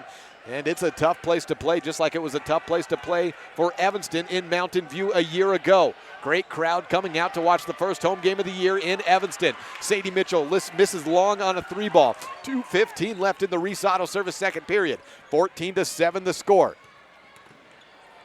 Out right side, it's Cambry Brown, and she walked with it, trying to skip it to the left side. Turnover back to Mountain View. 2:07. Mountain View has scored 1 bucket, that by Kylie Dellinger on a putback in this second quarter. Jada Kennison checks in, replacing Bailey Henstra. That's 5'2", in for 6 foot. Take a look out there. That puts Sadie Mitchell at the post and Dellinger probably at the 4. Bugas and Bugas at the wings. Emily and Casey and Jada Kennison at the point. To the left wing, Casey Bugas with the basketball. 1:59 left in the second period. Brought to you by Reese Auto Service. Dellinger overthrows Bugas into the hands of Nowakowski. Casey tries to tie it up. Jump ball called. Stays with Evanston. 14-7, 1:52 left. Coach Moretti giving her team an earful on the offense. Does not see the crispness or the precision that she needs out of her team, which has scored just 2 points in the last 10 minutes. Across the timeline, Evanston basketball. Holt backs up, overthrows low. She races back, grabs it at the midline circle. 1:37 left, second period. Taryn Wagstaff with the basketball.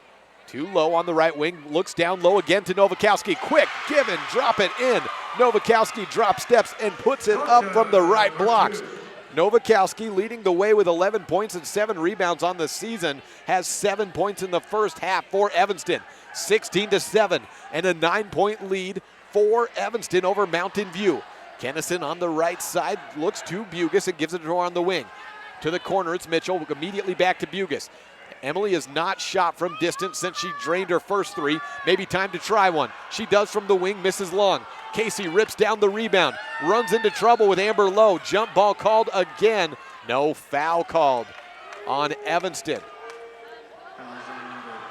Number 5, Amber Lowe with the foul. Her first, just the 4th team foul for Evanston. 5 the count for Mountain View.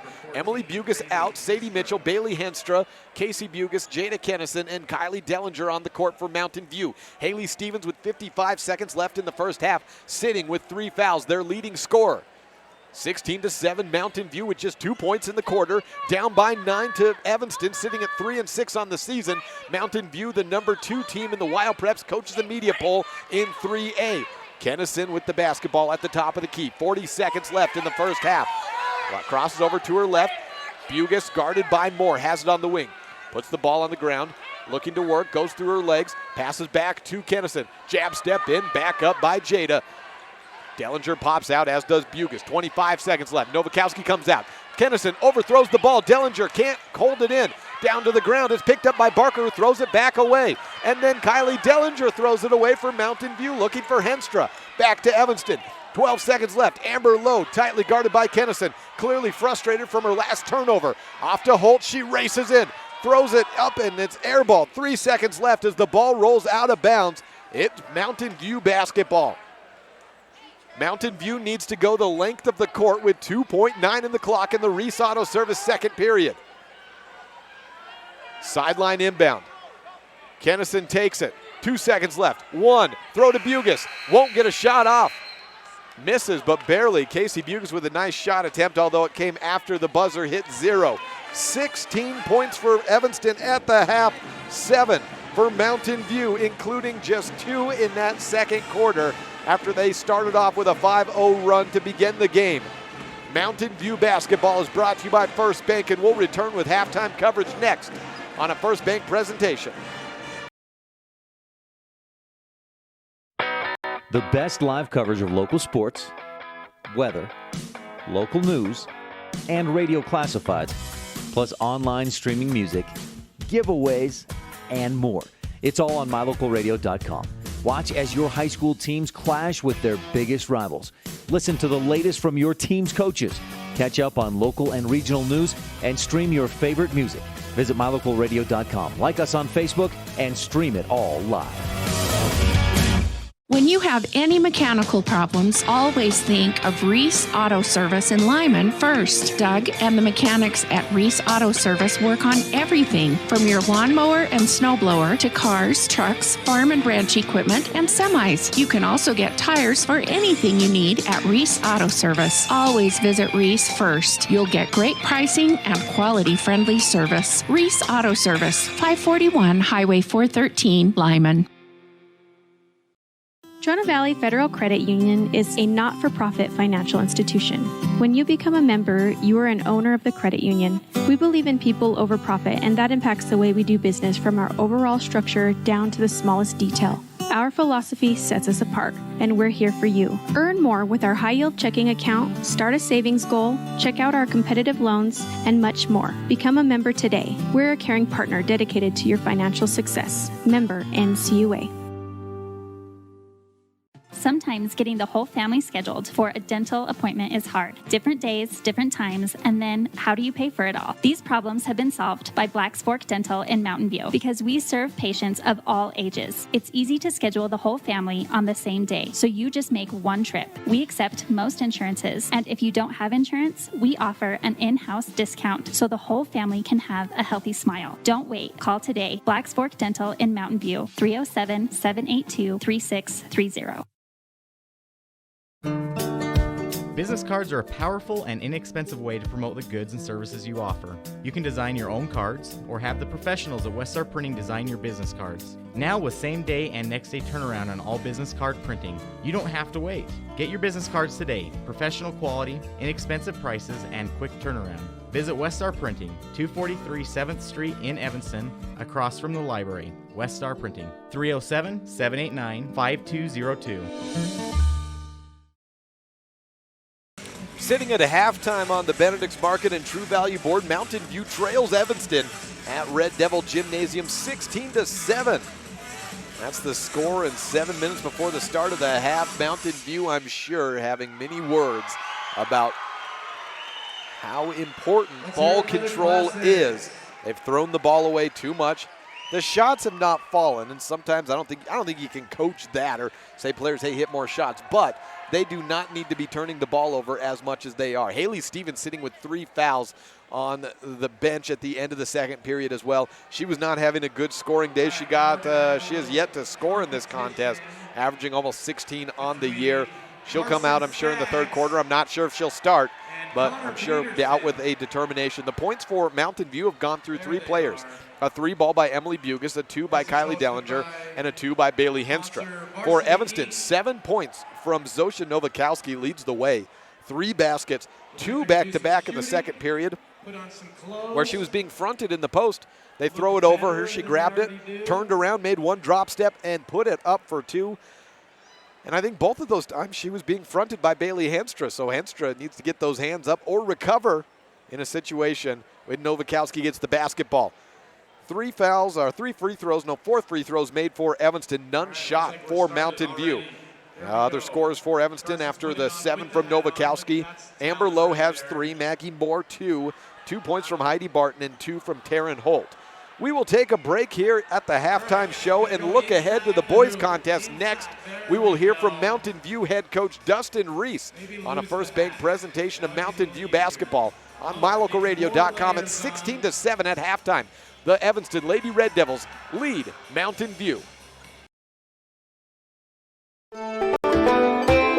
With MyLocalRadio.com, you get to stay up to date with Lyman and Mountain View sports by watching all of the games live in the convenience of your own home. Now you get to keep up with your coaches, athletes, and teachers throughout the week with the Bridger Valley Coaches Corner. Weekdays during the school year, the Bridger Valley Coaches Corner will run on KNYN 99.1 FM at 3 p.m. and keep you up to date with the most interesting storylines from Lyman and Mountain View in football, volleyball, basketball, swimming, running, golf, and more. We'll also check in with different students and teachers from the 2 schools throughout the year. 3 p.m. Monday through Friday on KNYN 99.1 FM is the Bridger Valley Coaches Show presented by MyLocalRadio.com. Stay connected.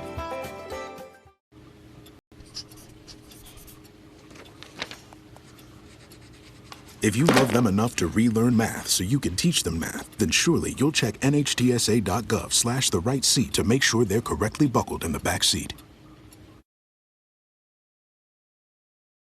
Dustin Reese with me, head coach of the Mountain View Buffs.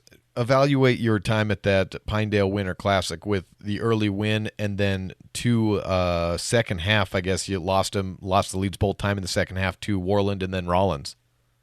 You know, I think for a game and a half, we were as good as we've been all year. I was really impressed with our Buffalo game.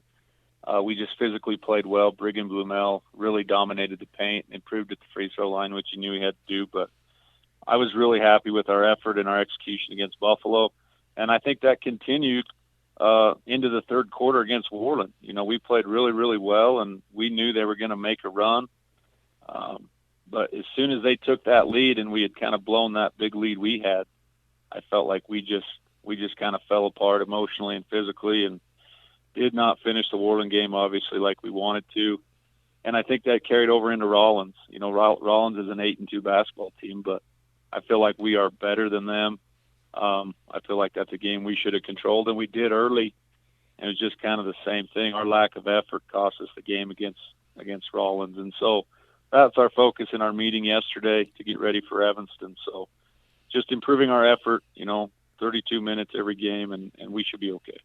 Well, with that Worland contest, you've seen one of the best teams in Wyoming, and it's going to be on your conference. Some of the best teams in this state are going to be on the western side in that Northwest Conference with Worland and Lander. And then you get to see Rollins and Buffalo. Out of the teams that you played against and ones that you saw in other games, what was your evaluation of that tournament and the teams at it? I think it was good. I think Worland's the best basketball team we've played all year, any classification. I just think they're super deep. And it's always good to play a few East schools just to see how you match up. And it's good to play 3A because we play a lot of 1A and a few 4A schools early in the year. And it's good to see how we match up with the rest of the 3A schools. So I do think the West is better. That's just my opinion right now. And so regional tournament's going to be a dogfight because I feel like there's at least 6 good teams that could qualify, and we need to make sure we're in that top 4. Now, before you get into conference, you have this weekend with Evanston, with the Evanston varsity game on Friday, and that's kind of like a conference light because you get kind of the same atmosphere you'll get at conference games. You get the same schedule with the girls followed by the boys in a night game on a weekend. How do you approach this contest in your final week before you get into the conference play? Well, I think when we met yesterday and talked about Evanston and knowing that they're 0-10, but we will not be playing an 0-10 team on Friday. I think they're better than their record. I think they lost some heartbreakers throughout the season on some film I've watched, and they've also had a really, really tough schedule. But we know that Evanston's circling Mountain View as the game to get a win at their home opener and to get some confidence in their program and their boys so they can get ready for their conference play. So we're gearing up for a great atmosphere and a really good game. And as far as we're concerned, we're playing a 10-0 team, not an 0-10 team, because we know how well Evanston plays at home. Well, Coach Reese, thank you and good luck this Friday. All right, thanks, Jake. There was a lot of talk about that, not just on that interview, but as I was talking to some of the coaches or people from Mountain View today getting ready for this game, they're really trying to sell. This is not an 0-10 Evanston team you're playing. Treat it like they're a 10-0 team because look at the schedule that they played. And part of that is the coach speak. Evanston has dropped some games they frankly shouldn't have at the end of games. But you can't avoid the schedule that Evanston has played. You can't discount that. It has been tough. And Evanston, had they played in the Bridger Valley Invitational, probably would have gone 3-0. That's 3 wins right there. They have put themselves in harm's way basically throughout this season, going to a Gillette tournament to start the season, going to the Taco John's Invitational, returning there and playing Cheyenne East, Cheyenne Central, and Sheridan, 3 of the top 5 for the season already in 3 days. Second half begins and Haley Stevens is back out for Mountain View. She immediately looks to get her offense going and does. Turnaround shot, floats into the hoop. Haley Stevens starts it off with a bucket for Mountain View. 16-9 on the Benedict's Market and True Value board. Coach Moretti calling for Haley to get back. She's guarding Zosha Novakowski in the blocks today. That's a heavy task. Haley Stevens being tasked with not only putting points on the board, but guarding the toughest player for Evanston and their leading scorer. That may have played into her lack of offense in the first half. Missed shot at the three-point line by Evanston. Battle for the rebound, won by the tallest player on the court. Stacia Barker comes away with it, and a foul in no way. Haley Stevens just said she got called for her 4th foul. 40 seconds into the third period.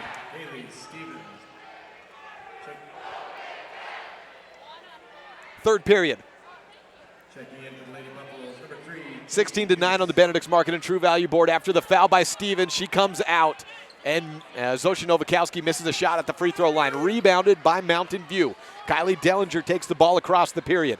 Across the timeline. Over to the right side, Bugus gives to Henstra, and Bailey Henstra hits. Misspoke and said period there. I was getting the attention of the scoreboard runner, operator there, Miss Chandler. It still said second period, so I was trying to get it over to the third, and that's when you heard me say third period. 7:04 left in the third, and Mountain View has scored 4 points. 16-11 rather. 4 points out of the gates in a 5-point game.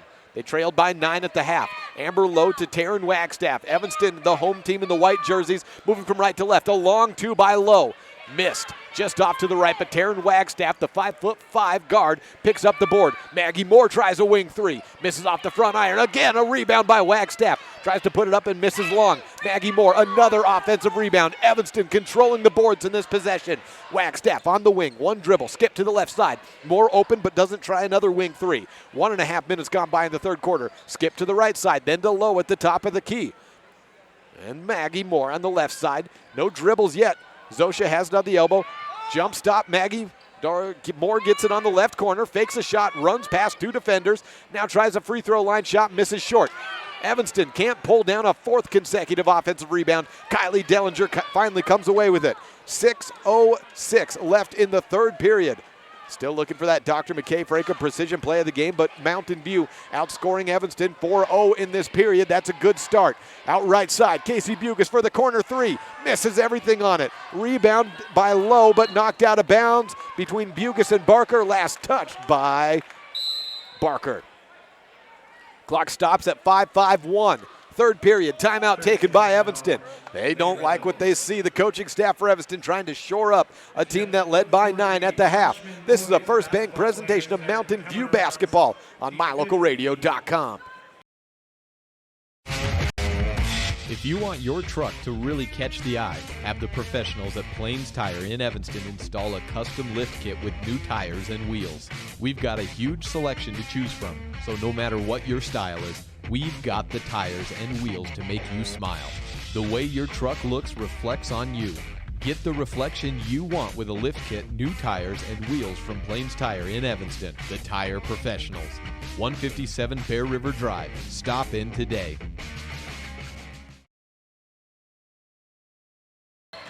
16-11 on the Benedict's Market and True Value board. Kylie Dellinger has the inbound for Mountain View.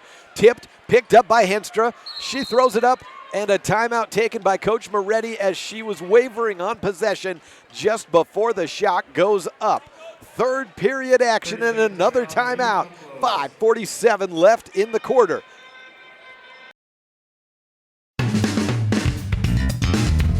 Meet the service and parts department staff at Auto Farm Chevrolet. We work on almost every type of vehicle, foreign and domestic.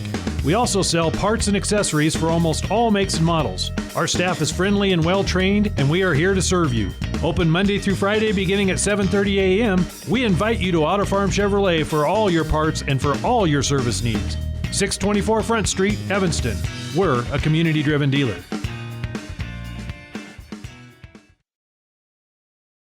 Third period, and it's 16-11. Yes, it's a low scorer, but last year's was no different between Mountain View and Evanston. The final in that contest, Evanston 30, Mountain View 26. Out of the break, a missed Mountain View shot by Dellinger, picked up by Evanston. Wagstaff across the timeline to Barton, looking into the post. Novakowski goes up, grabs it off the blocks, and it's in for the bank shot. Novakowski made lemonade out of lemons there. It was a wild shot, and her catch of the pass reflected that.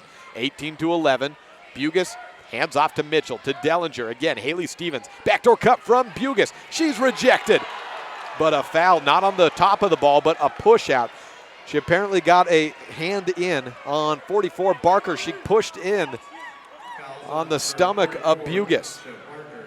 First foul on Stacia Barker. Again, Haley Stevens sitting out in the third quarter after picking up her 4th foul 40 seconds in. She's sitting right next to the assistant coaches right now, getting some talking to about what you do with 3 fouls. Haley knows she just got caught there. Sometimes a split-second decision ruins what you plan to be a great game, and now Haley's sitting on the bench until probably the 4th. Bugas goes 1 of 2 from the free throw line, that being Casey Bugas. And a loose ball down on the far sideline, out of bounds off of Mountain View. Evanston has 2 subs in. Tiana Pierce and Taryn Holt replace Heidi Barton and Zosha Novakowski. 18-12 again the score. Mountain View down by 6. 5:11 left in the third period. Pressure from Mountain View. Amber Lowe takes the ball, throws it up ahead to Wagstaff. Press broken. Now on the run. Ooh, a drug pivots just not called or just kept intact. Out to the corner, Wagstaff has the ball up top. Low for a wing three, fires and drops it in, rattles in for three. 21-12 on the Benedict's Market and True Value board. Low with 6 in the game. Jada Kennison moves into the check-in table. 4:40 left in the second period. An inverse score, 21-12 on the Benedict's Market and True Value board. Step in from Bugus in the paint, misses. Stacia Barker picks the ball up on the board. Evanston basketball up by 9. 4.5 minutes to go. Mountain View started off with 4 quick points in the quarter, just like they started off the first with 5 quick. But since then, it's slowed down. Out to the right corner, it's Wagstaff, skips to the left. Holt thinks about a 3, drives in against Bugus. Up top, too low. She drives quickly to the right. Opens up Wagstaff for a triple. Misses off the front iron. Right to the hands of Lowe. She turns around. Back to Wagstaff. Drives in 1 dribble. Out to Holt for the wing. 3, the lefty fires. Misses off to the left. Pierce with the board. Mountain View being absolutely handled on the rebounds right now. Another put up by Lowe. Misses short. And the rebound back into the hands of Evanston. Stacia Barker misses. And a foul. 2 shots called. Foul on number 4, Emily Bugus. Rebounding the difference in this game, and I thought that shooting percentage would be the difference, but Mountain View has not shot that well from the field today. It's been about even with Evanston.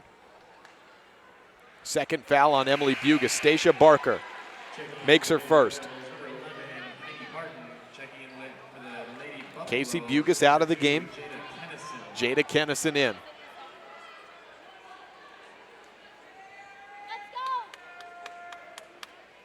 Setting up for her second. Barker, after making her first, hits on 2.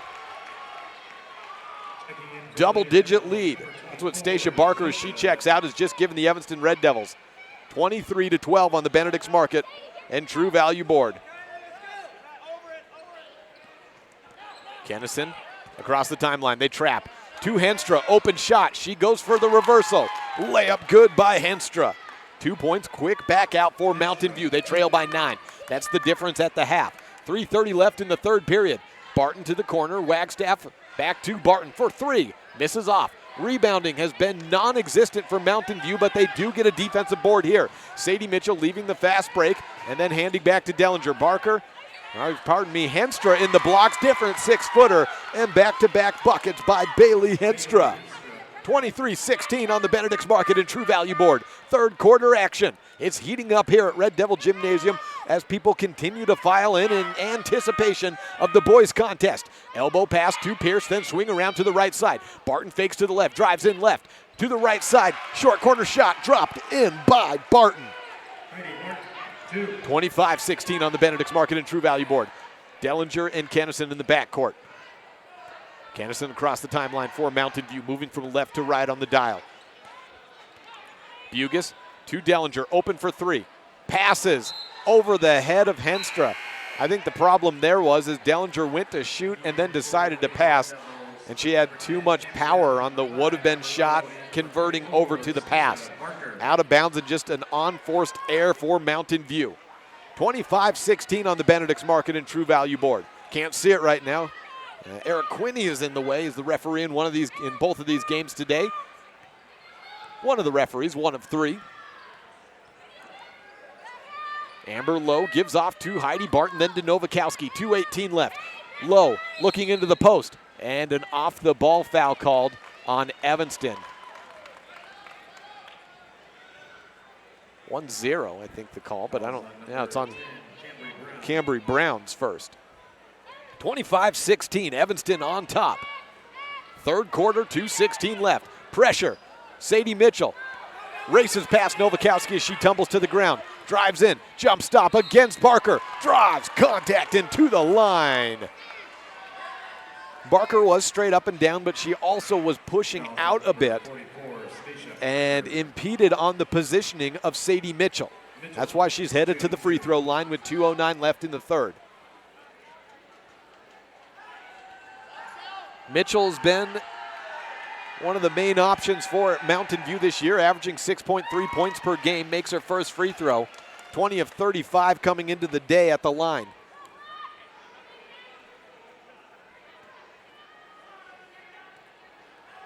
8-point difference. Sadie Mitchell for a second. Front iron miss. Evanston rebound. Novakowski to Lowe. Casey Bugas setting it to check in for the final 2 minutes of play. Evanston basketball from right to left. Brown back to Lowe. 1:57 left. Over to the right side. It's Brown.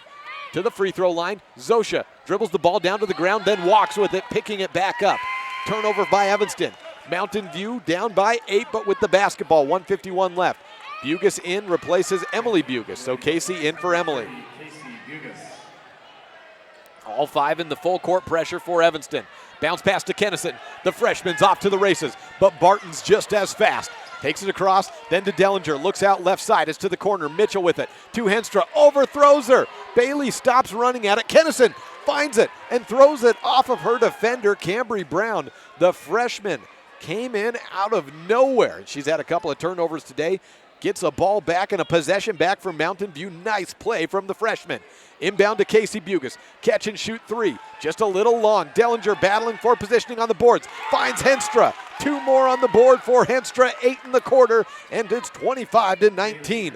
Back to a 6-point game. 2 possession. Evanston leading Mountain View on the Benedict's Market and True Value board. Cambry Brown collects a near loose ball. Turnover for Evanston. Stays with the Red Devils case. Out too low. She'll lift it. Left side to Barton. Skip to the right. Brown down to the blocks. Stacia, 1 dribble, misses short.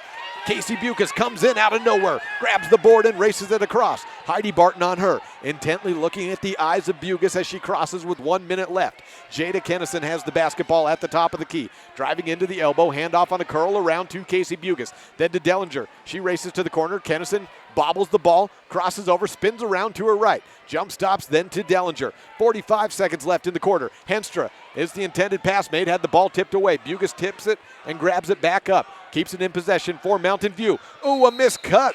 Casey Bugas looked for Mitchell, but they went the wrong way. 1 pass to the left, 1 cut to the right.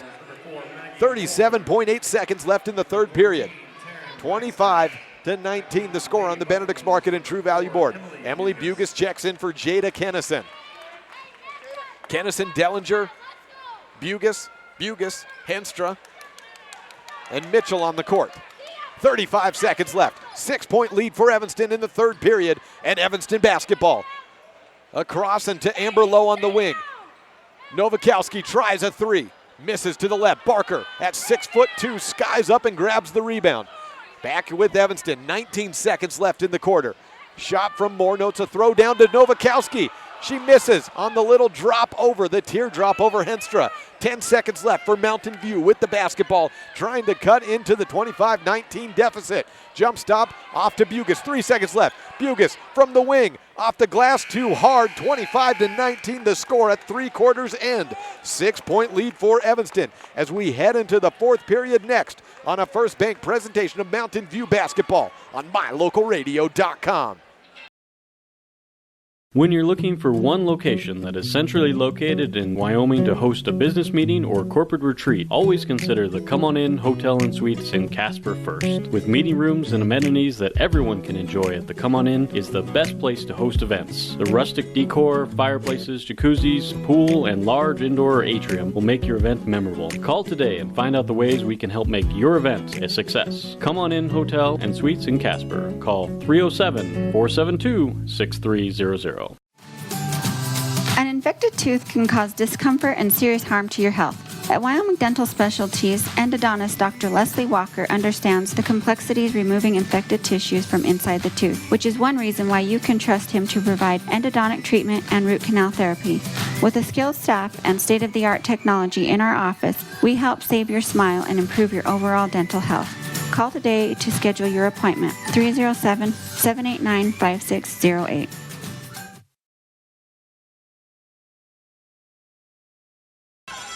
25-19 on the Benedict's Market and True Value board as we begin the fourth quarter. Fans continuing to trickle in. We started pretty crowded at about 80% capacity at Red Devil Gym, and we're a little bit north of that now. The student section, though, still with a little bit of room to clean up, or to fill in, I should say.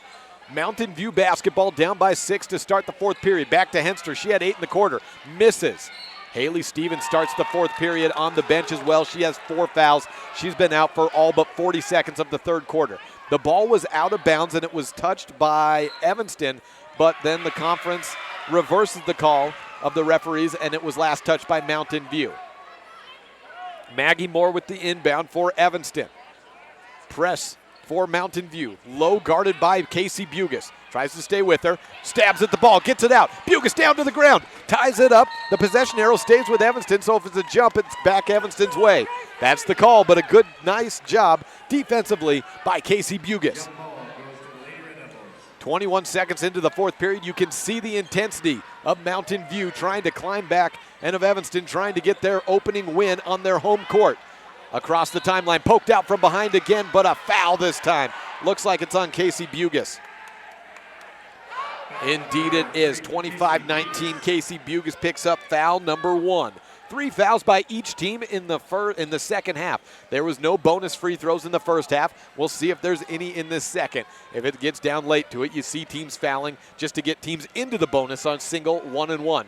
Turnaround shot by Amber Lowe at the mid-range, no good. Novakowski runs over Emily Bugus on the rebound for Zosha. That's her first. 25-19 the score on the Benedict's Market and True Value board.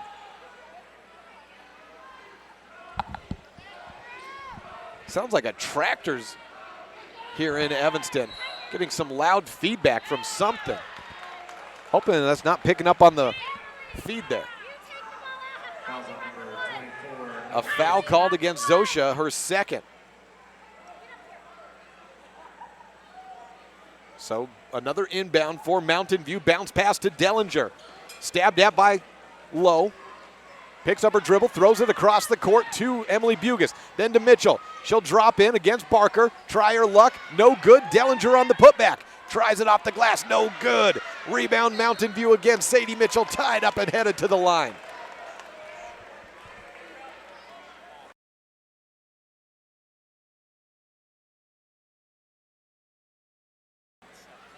Sadie Mitchell at the free throw line. Sorry for that brief mute. I was trying to figure out what the feedback was. It's nothing I'm causing. It's apparently from the sound system here at the Evanston gym with those speakers as they try to, I guess, normalize or even out the settings. First free throw good by Sadie Mitchell. She has 2 points, both from the free throw line, 25-20. A second is in. Mitchell 3 of 4 from the free throw line, and Mountain View is down by 4. They'll continue to press. Zosha turns around just behind the timeline, off to Barton. Heidi to her right, off to Amber Lowe. 25-21, Mountain View on defense. Gives up an open shot to Stacia Barker in the block. She turns around, drops it in. One dribble and quick up like you want your post to do. The sophomore Stacia Barker has gotten a couple of drops in today. Turnover on the Mountain View side. Back to Evanston. 27-21 on the Benedict's Market and True Value board. Taryn Holt moves to check in as Evanston turns it over. Sadie Mitchell comes away with the steal. Then she has the ball stabbed out by Taryn Wagstaff. Back to Evanston. Wagstaff down to the ground and a block foul called against Mitchell. 6:14 left in the fourth. Mountain View down by 6, and I was just about to ask the question, how long do you wait to send in Haley Stevens? The question is no longer. 6:14 left, Haley Stevens replaces Kylie Dellinger. Evanston basketball, baseline inbound from their side. It's Wagstaff with it, thrown up high, Barton chases it down. She'll drive in, free throw line jumper, misses left. Over the backboard by Holt, can't quite get it though. Henstra comes away with it. Stevens across the timeline. She'll go to her right, spin around, into the paint, 2 steps, past Barker, trying to force it in, just misses. Rebound into the hands of Emily Bugus, though. Turns around herself at the free throw line. Emily still with it. Hand off on a curl to Kinnison. She slices through the defense and is fouled to the free throw line. Jada Kinnison gets 2 shots. She's 3 of 3 on the season from the line, a very small sample size. 5:49 left in the fourth period.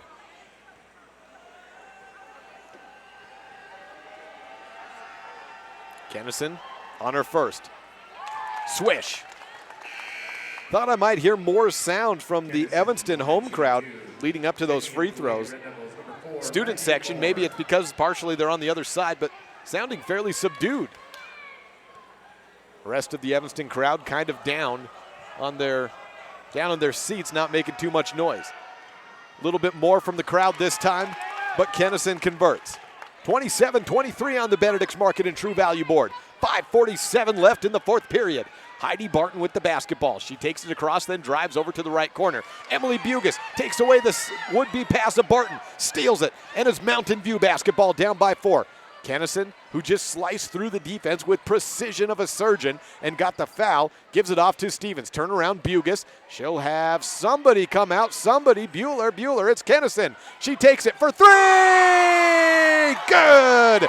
Jada Kennison pulls Mountain View to within 1 point on the Benedict's Market and True Value board. Forces the Evanston timeout. And how about that from the freshman? Jada Kennison with 5 points in the fourth period to give Mountain View 26 points total. 27-26 the score on the Benedict's Market and True Value board. Will return on this Uinta County battle on MyLocalRadio.com, brought to you by First Bank. At Trona Valley Federal Credit Union, we know our members by name and we love working with them face-to-face. But did you know that members can also handle almost all banking online? Everything from managing your accounts and paying bills to applying for all types of loans. It's simple and we're happy to help you get started. Join Trona Valley Federal Credit Union today. We're a caring partner dedicated to your financial success. TronaValley.com, member NCUA.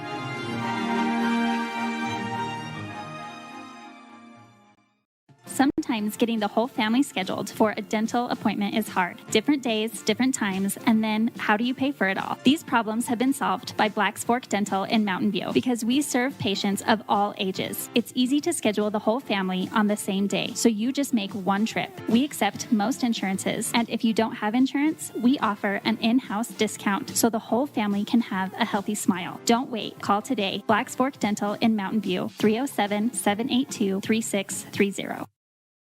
27-26, Mountain View trails by 1 to the homestanding Evanston team with the basketball out of the break. Taryn Holt just misses a 3 for Evanston. Rebound down to the ground. Barker and Kennison let it go out. Last touch by Jada.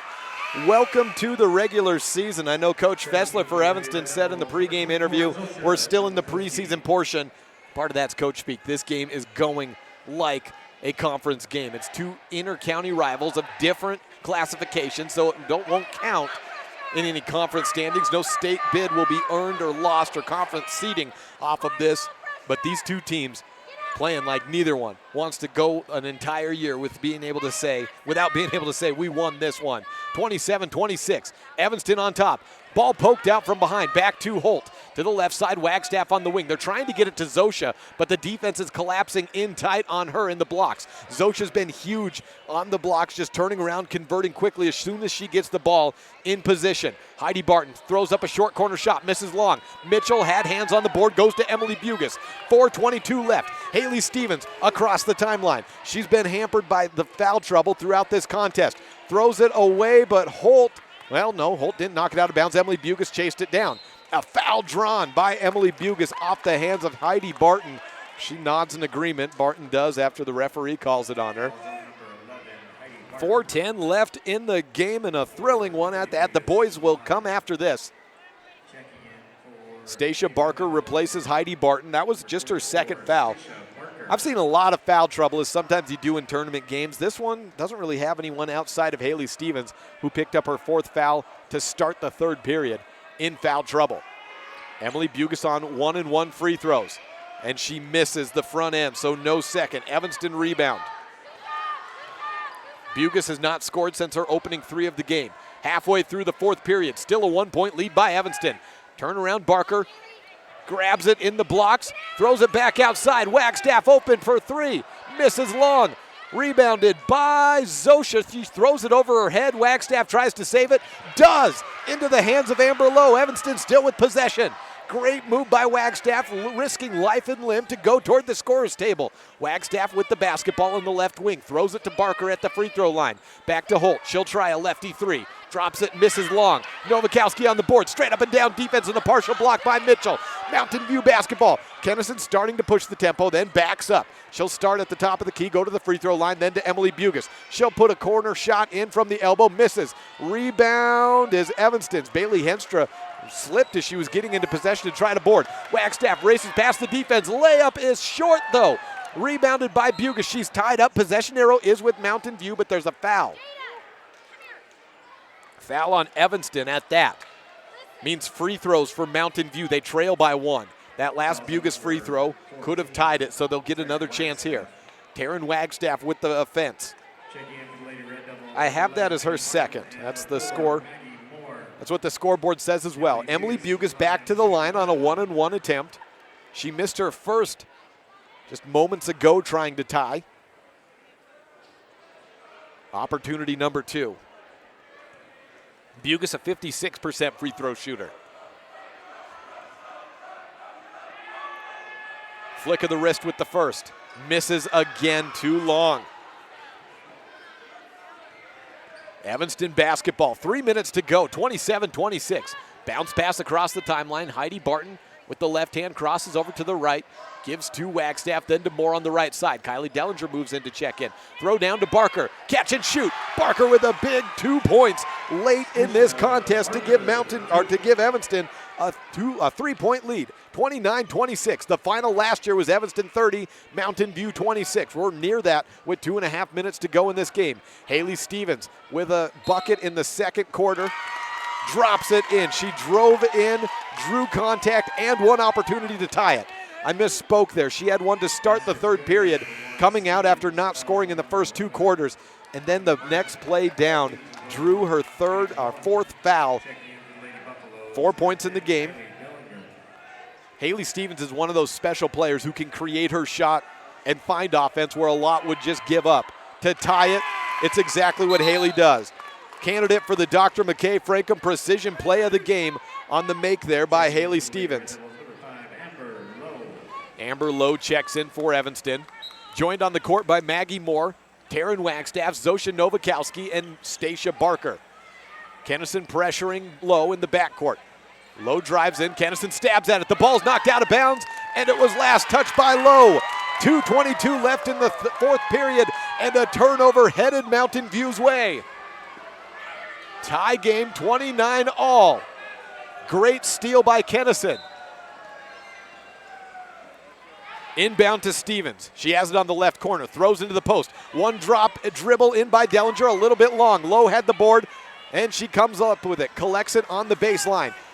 Taryn Wagstaff with the basketball. Jada Kennison had a couple of first half turnovers, but she's been big in this fourth period in the second half as a whole. Stacia Barker on the elbow, back to Maggie Moore at the top of the key. 2 minutes left to play in the game. 29-29 on the Benedict's Market and True Value board. Bailey Henstra rejects Stacia Barker on the free throw line shot, and then an over-the-back foul of Zosha Novakowski on Sadie Mitchell on the rebound attempt. Novakowski biting her tongue as she walks slowly to a rebounding position. It's double bonus at that. Team foul number 10 for Evanston. Novakowski's third foul. For the lead, it's Sadie Mitchell converting. 4 points, all from the free throw line today by Sadie Mitchell. 30-29 on the Benedict's Market and True Value board. 1:54 left. The second shot. Misses. Rebound by Taryn Wagstaff. She'll take it across herself. 148 as she does. Amber Lowe on the wing. Throws it into the post. Barker turns around against Henstra. Swatted at, but a foul drawn. And 2 free throws for Stacia. Team foul number 5 by Mountain View. Third by, actually for Henstra, I have that as her second. But they give it to Jada Kennison. So it was not on the block, it was on a side shot. Stacia makes her first. Tied up, 31-31. Missed free throws by Mountain View and missed front ends of 1-and-1s. Playing big right now as they could have a much larger lead than they do right now. Barker gives them the lead. For Evanston, that is. A 2-2 trip from the free throw line. 1:40 left, 31-30. Stevens drives in against Wagstaff. Barker collapses, trying to get her out of the post. She does. Stevens to the corner for 3. It's long and airballed. Zosha with the rebound. Wagstaff has it. 1:27 left in a 1-point lead for Evanston. turn around at the timeline, and still with the basketball, Wagstaff fires to the right side with Amber Lowe. She fakes a three to Barker at the top of the key. 1:15 left in the game. Taryn Wagstaff on the left wing with the basketball. Finds Maggie Moore at the top of the key. Stevens on her. Over to the right side where Kennison is guarding Lowe. Zosha Novakowski throws it down low looking for Barker. And out to the right corner. Lowe for a three to take control. No. But Maggie Moore comes away with the board. 58 seconds left. Evanston still with the ball and a 1-point lead. Amber Lowe doubled. Turning around, handing off to Wagstaff, and a timeout called by Evanston. We will take it with them. 49.2 seconds left in the contest. Evanston 31, Mountain View 30. This is a First Bank presentation of Buffs basketball on MyLocalRadio.com. Sometimes getting the whole family scheduled for a dental appointment is hard. Different days, different times, and then how do you pay for it all? These problems have been solved by Black's Fork Dental in Mountain View because we serve patients of all ages. It's easy to schedule the whole family on the same day, so you just make one trip. We accept most insurances, and if you don't have insurance, we offer an in-house discount so the whole family can have a healthy smile. Don't wait. Call today. Black's Fork Dental in Mountain View, 307-782-3630.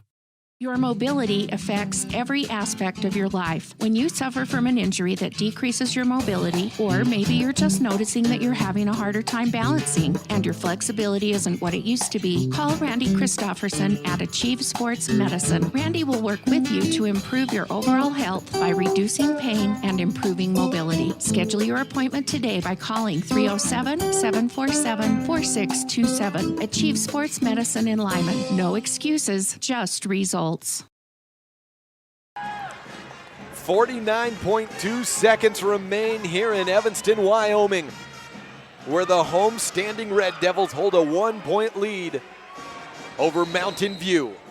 Evanston basketball. Sideline inbound just across the timeline. Taryn Wagstaff fires to Novakowski. Double team. She turns around, trapped. And a foul in. Team foul number 6 on Sadie Mitchell. Second on Sadie. If Evanston holds on to the ball like that, you need a steal or you need to foul. And who do you foul on this team? Well, Maggie Moore's 50%. She's in the game, maybe her. Amber Lowe with the basketball, back to Wagstaff. 42 seconds left and a foul comes in against Taryn Wagstaff. 4 of 13 on the season, that's 31%, not a bad option. As a team, Evanston shoots just 53% on the season. Mountain View not any better at 54. And Evanston has converted, albeit in smaller sample sizes in the second half, but they're perfect since the first quarter in free throws where they went 2 of 4. Have been 6 of 6 since. Wagstaff with a 1-point lead, shoots a 1-and-1 free throw, misses. Rebound by Barker. Height matters in this game, and Stacia just went up and grabbed the board. 35 seconds left. Evanston basketball still leading by 1. Maggie Moore fires to Amber Lowe at the 10-foot line. Over right side to Wagstaff, and a foul again on Taryn. She just missed the front end of a 1-and-1. Back on team foul number 8 to try it again. Well, okay, you got the foul, you got the miss, but you did not get the rebound. If you're Bailey Henstra or Sadie Mitchell right now, you have to box out, get that board, take it personally. Miss front end again. Jada Kinnison comes up with the board, and Henstra and Mitchell did box out to allow that. 20 seconds left. Mountain View with the basketball from left to right, needing a point to tie, 2 to take a lead.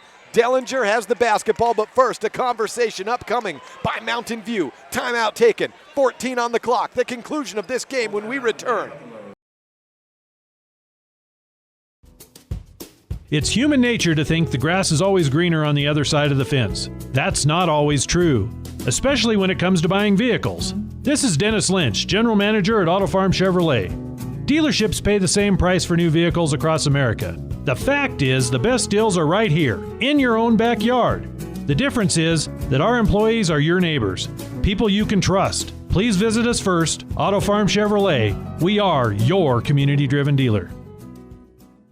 Super Kids Kids deserve super care. Experience a difference with board-certified pediatricians Alan Brown, MD, and Bird Gilmartin, MD, at Uinta Medical Group. Whether it's tracking your child's overall health at Well Child Checks or helping your little ones feel better when they're sick, Dr. Brown and Dr. Gilmartin are here to help your child grow, learn, and thrive. Schedule an appointment with Dr. Brown or Dr. Gilmartin by calling 307-789-WELL 9355 or visit evanstonanytime.com. 14.4 seconds left. Mountain View basketball down by 1 in the fourth quarter. 31-30 on the Benedict's Market and True Value board. Haley Stevens signals the send in. Gives it to Sadie Mitchell. Then to Dellinger. 12 seconds left. Overthrows Mitchell in the post.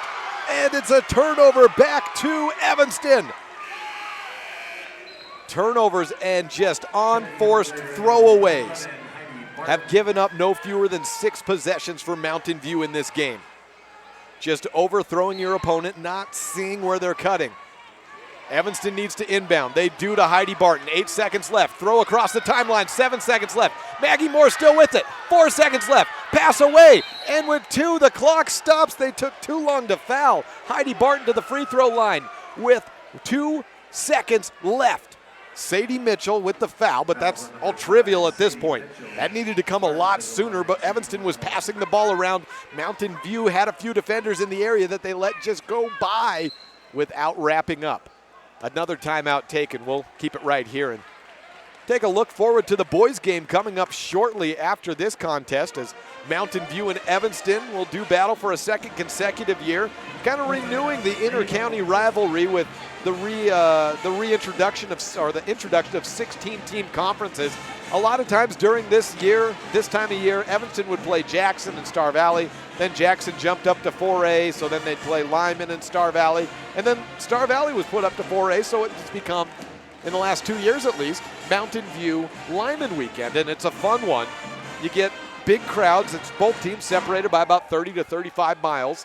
Mountain View on the boys 7-3 after 2 straight losses on Saturday. They held a 16-point lead over Warland and dropped that one. They could not score in the second half, and then they lost with 5 seconds to go, giving up a 3-ball to Rollins. Talking to the coaches in that, they say we should not have dropped that one. Rollins did a fine job, but they think they are a better team than them. The difference in this game, and Evanston sitting at 0-10, 20 turnovers per game, and Coach Cornea said they're giving up as many as 18 points per game on turnovers in a contest.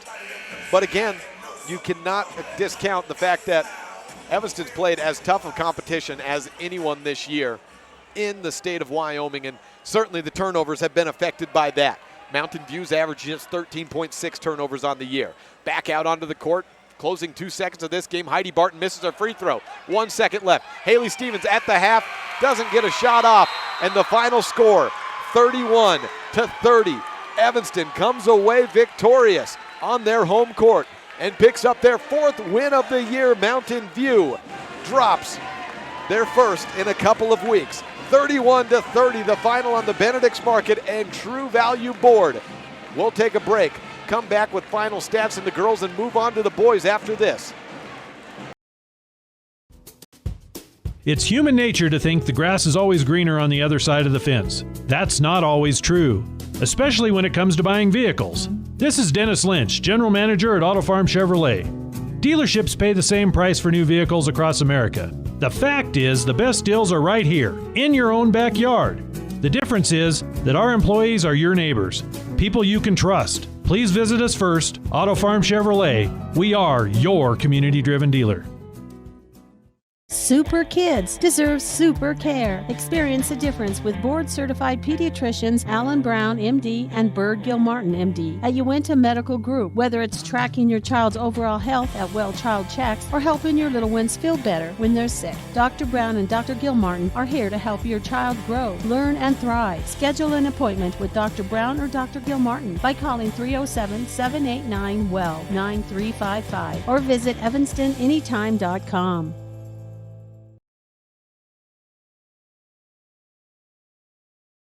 Welcome back post-game here in Evanston, Wyoming. 14 minutes on the clock before the start of this boys contest. Girls finished 31-30 the final on the Benedict's Market and True Value board. 10 points by Bailey Henstra leads the way for the Mountain View Buffs, who fall to 7-4 on the season. 5 points from Jada Kennison, 4 by Sadie Mitchell, 5 by Haley Stevens, who was hampered by foul trouble throughout. 3 from Emily Bugas, 2 by Kylie Dellinger, 1 by Casey Bugas. She was held 0-4 from the field today, and 4 by Sadie Mitchell. Not sure if I got that one in there. On the Evanston girls side, 8 points and 9 points in the paint, 17 combined. Zosha Novakowski in the blocks finishes with 9 points. Stacia Barker with 8 on 2 field goals and 4 of 4 shooting from the free throw line. 6 points by Amber Lowe, 2 points from Maggie Moore. Karen Wagstaff goes scoreless but had a big defensive game. Heidi Barton finishes with 4 points and 2 by Taryn Holt. Those are your final scores for both sides. Well, this game came down to a few things. Evanston made their free throws when they needed to. Mountain View left too many would-be 2-for-2 shots, or at least 1-for-2 trips out, and missed the front end of the single bonus and didn't get their rebounds. That's point number 2. Evanston was bigger on the boards today, and Stacia Barker, Zosha Novakowski proved to be the superior rebounders in tonight's game. Mountain View, we've seen them rebound better. We know they can. It just didn't happen tonight. And then Haley Stevens with the foul trouble. That was big too. She was unable to play most of the second quarter, pretty much all of the third, and came in halfway through the fourth quarter. That led her to just getting 5 points on the day. She was playing tentatively defensively as she was matched up with Zosha Novakowski when they were in man sets. That may have led to some of the fouls as well. Just the final thing, Mountain View threw the ball away too much. That was, Evanston did not throw the ball away as much as Mountain View did. And in a game that comes down to 1 point, you can point to any one of those things I just mentioned. A point here or there from a few more minutes of Stevens. An extra free throw here or there. Maybe not a turnover and a conversion. Or really just any of those things could have changed the outcome in this game. But a good win for Evanston. They improved to 4-6 on the season. Mountain View falls to 7-4. We'll take an extended break here. Come back with pregame coverage of the boys contest, Evanston and Mountain View. Part 2 of our doubleheader next on a First Bank presentation of Buffs basketball on mylocalradio.com.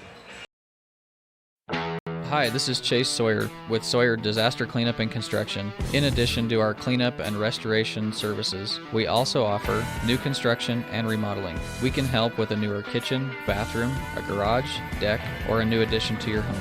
We provide accurate, itemized estimates with no hidden fees or extra charges, and we complete each job to 100% of your satisfaction. Call us today at 307-741-7000. Sawyer Disaster Cleanup and Construction.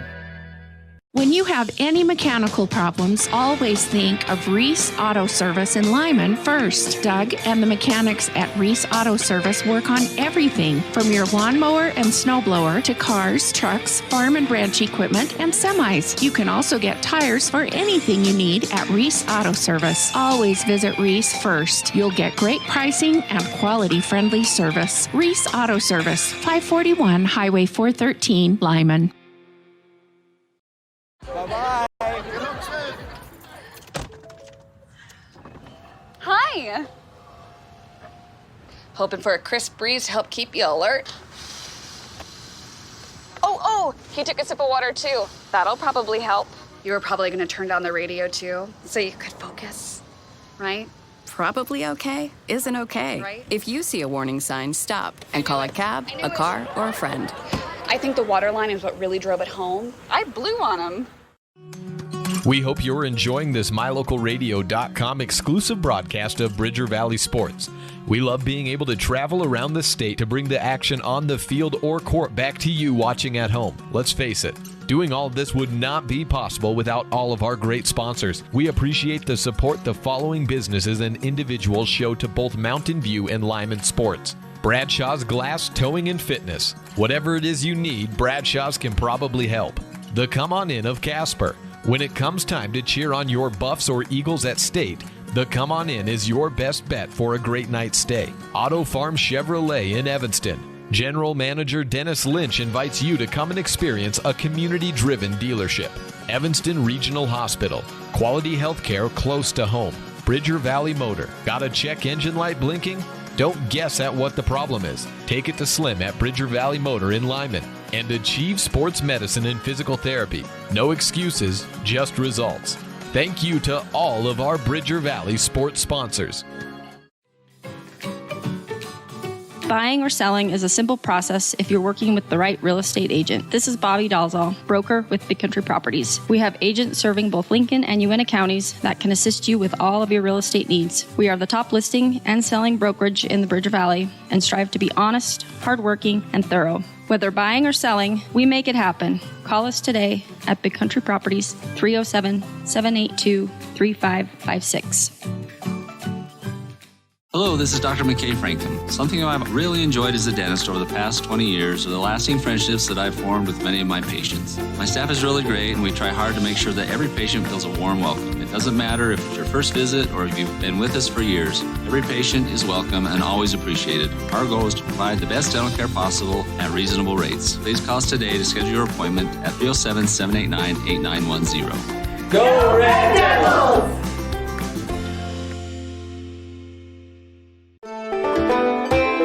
With MyLocalRadio.com, you get to stay up to date with Lyman and Mountain View sports by watching all of the games live in the convenience of your own home. Now you get to keep up with your coaches, athletes, and teachers throughout the week with the Bridger Valley Coaches Corner. Weekdays during the school year, the Bridger Valley Coaches Corner will run on KNYN 99.1 FM at 3 p.m. and keep you up to date with the most interesting storylines from Lyman and Mountain View in football, volleyball, basketball, swimming, running, golf, and more. We'll also check in with different students and teachers from the two schools throughout the year. 3 p.m. Monday through Friday on KNYN 99.1 FM is the Bridger Valley Coaches Show presented by MyLocalRadio.com. Stay connected. Because of you, I felt hopeless. I know it was a joke, but it still hurt me. Because of you, I felt wanted and not alone in this world. Because you said hi to me on the first day of school, I felt included and I knew that I was going to be okay.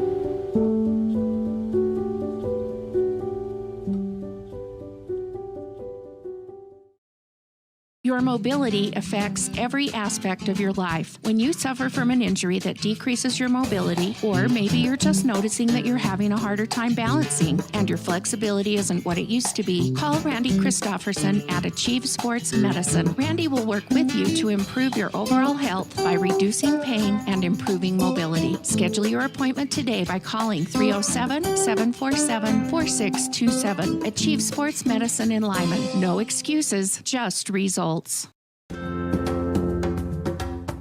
Do you like following your Mountain View and Lyman athletics when you can't make it to the game? Well, we love bringing it to you. Hi, I'm Jake Hibbard, voice of the Mountain View Buffaloes and Lyman Eagles, and I've been traveling around the state of Wyoming and covering high school sports for the better part of a decade. Whether it's covering a big culminating event at the Casper Event Center, calling a tightly contested Mountain View-Lyman game, the greatest rivalry in this state, or kicking back and enjoying the views at one of the state's many hidden gems like the ballpark in Cowley, Wyoming, there's a few things I always see. There's officials trying their hardest, coaches sweating it out on the sidelines, and there's always a ton of support for these athletes from the entire community. MyLocalRadio.com would like to take a moment to thank all of its sponsors for making today's video coverage possible. Without all of us working together, none of this could happen. If you would like to support our future video broadcasts of Lyman and Mountain View sports, there's a few ways you can let us know. The first is, you can call our home office in Evanston, Wyoming at 307-789-8116 and let them know that you would like to know more about how you can become a sponsor of Bridger Valley Sports. The other is, you can just come up to me before or after a game and ask for more information. We've got a lot of different tiers of sponsorship and we'll find the perfect one for you. We would love for you to join the MyLocalRadio.com and Bridger Valley Sports family and help us continue to bring these games for years to come. That number again to call for the Evanston office is 307-789-8116. Or just come up and see me at one of the games and let me help you help us. And remember, go Eagles and go Buffs.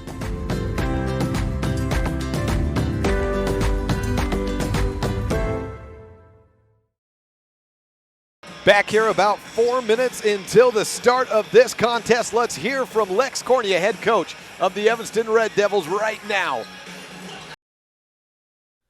Lex Cornea joins me, head coach of the Evanston Red Devils. 0-10 throughout the preseason tournaments, but they're all over and done with. I've talked to some coaches in the past who talk about how their hairline is affected from these tournaments. How's yours doing? My hairline, it still appears the same, but, I'm sure that, my sanity has gone down a little bit over this stretch of 10 games, but I don't know.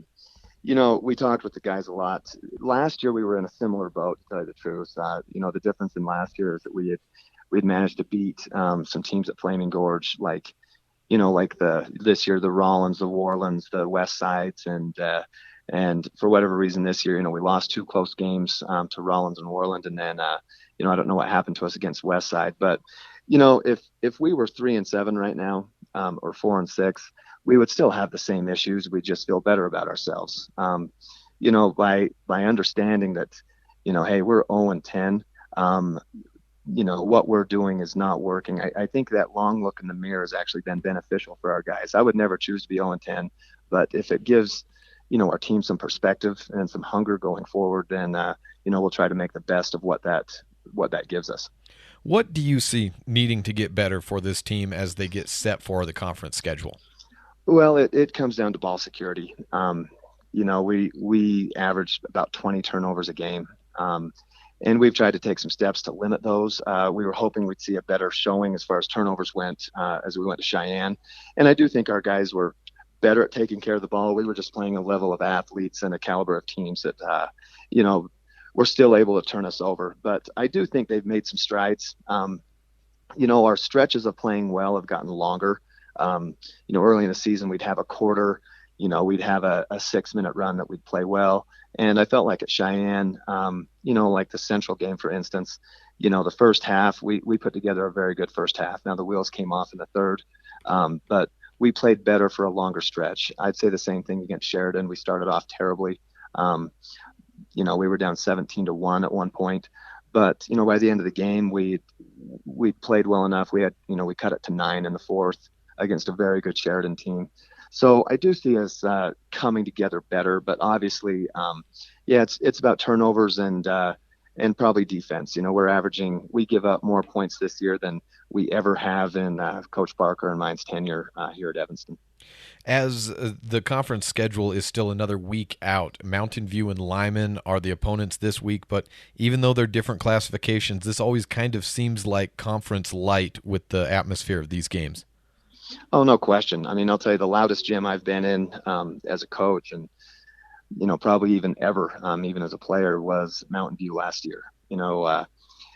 We know that these Uinta County games, people have family connections, family ties. They want to see these teams play. So, we're approaching these games as conference games, and obviously, we're in desperate need of a win. Our approach to these games is the same as it'll be once we hit conference and we're looking at Star Valley and Kelly Walsh and those teams. So huge level of preparation. We know how important these games are. We also know how good Mountain View and Lyman are this year. Lyman's coming off of 2 wins last weekend over Douglas and Thermop. Mountain View, we've been watching them all year. They're just a solid team. We know the challenge we're up for this week, and we know that we've got to answer the bell to be able to meet that challenge. Speaking of teams around the state or in your conference, you got to see a lot of them, whether you were playing against them or just seeing in the halls at that Taco John's Invitational in Cheyenne. What are you seeing around the state? Going into this year, I actually thought, at least as far as 4A went, that the talent level was going to be down, and that's not what we see. Cheyenne East, even though they were ranked 4th or 5th, I think they're the best team we've seen so far this year. Their level of athleticism and just their unity as a team is so much better than it's been in the past. Central is a complete package, with Lawson Lovering, and now they've added the Talich kid. They're just a complete basketball team. And Sheridan, even though they lost some guard play from last year, bringing back Wright and Leckowitz, those are 2 talented posts. We've also seen Campbell County on their home floor, Thunder Basin on their home floor. The level of basketball this year in the state is very, very high. As Coach Cornea for the Evanston Red Devils, I got to agree with you with that talent level. Thank you so much. Thank you, Jake. And we're just about set for the first quarter, brought to you by Bridger Valley Motor. First, I got to say, hey, Russ, sit down. He's in the way. That's Russ. Over in the right corner, standing up right now in front of our view on mylocalradio.com. Let's give you the Blacks Fork Timber starting lineups for both of these teams. First for the road team, the Mountain View Buffaloes. Braden Walk, a 5'10" senior. Kimball Madsen, 6'2" guard, a senior as well. Luke Branson, a junior, 6'3". Hunter Meek, 6'3" junior. And Brigham Blumell, a 6'4" senior in the post. This week, after 2 losses and 1 win at the Pinedale Winter Classic, Mountain View is still at number 4 in the standings, number 4 in the Wild Preps Coaching Media Poll rankings. Still 1 spot ahead of Rollins. Braden Walk leads the way, scoring for Mountain View at 16.5 points per game. For Evanston, Casey Perriman is the starting guard for, our starting post for Evanston, along with Burke Thomas, David Baxter, Dawson Crofts, and Mason Ellingford. I put Chris in there. He didn't even play basketball. He was an Evanston Outlaw. That rounds out the starting lineup for the Evanston Outlaws. Mason Ellingford leading the way with 13 points and 9.3 rebounds in the game. It's loud here at Red Devil Gymnasium. Student section got a little bit fuller. The rest of the bleachers are sitting at probably about 90% capacity in this contest, just about to start off. Last year it was an overtime victory for the Mountain View Buffaloes. What's this year have in store? Last year was at Mountain View, this year at Evanston. Great crowd in both places, and we're expecting a good game. The media's out here. We've got 3 broadcast crews here. I see Don Cogger of the Uinta County Herald and Bridger Valley Pioneer posting up and getting set to take pictures for this contest, as well as your Blacks Fork Timber starting lineups for both teams. Brigham Blumell standing at the jump circle with a stone-faced look of determination. He'll meet Mason Ellingford, 6'6" senior for the Evanston Red Devils. Again, Perriman, Thomas, Crofts, Ellingford, and Baxter, the starters for Evanston. Opening tip secured by Mountain View. The Mountain View Buffaloes in their black jerseys, purple striping up the sides, white numerals. Dr. McKay Frankham Precision Play of the Game went to Haley Stevens in that girls contest. Just wanted to get that in with the 3-point play late in the 4th quarter to tie the game up. The game ultimately went Evanston's way, 31-30. First play for Mountain View was a turnover, and something that we thought Mountain View would have an advantage in, both in the girls and boys. So far, the boys turning over on their first possession, averaging just 13.6 per game. High-low pass from Crofts to Ellingford, rejected from behind by Hunter Meeks. Mountain View moving from their right to the left. Blumell drags his pivot footer, just holds on to it, I should say, gives it to Madsen. Meeks at the top of the key, looking for a cutter. Turns around at the wing to Blumell, jump ball. Casey Perriman pokes it out of bounds. And last touch by Casey Perriman. No score on the Benedict's Market and True Value board. Momentarily, the rumbling of that PA system has stopped here in Evanston. And just as I say that, it comes back on. Ashton Schofield in the starting lineup instead of Luke Branson. Was told pregame it would be Luke, but Ashton getting the start in this contest. Luke will come off the bench for Mountain View. So it's Schofield, Meeks, Braden Walk, Brigham Blumell, and Kimball Madsen. Blumell hands off to Walk, and Blumell screening goes tumbling down to the ground. Foul on number 3, David Baxter, with the drive through the screen. First foul on Evanston. 6:56 left in the Bridger Valley Motor first quarter. No score on the Benedict's Market and True Value board.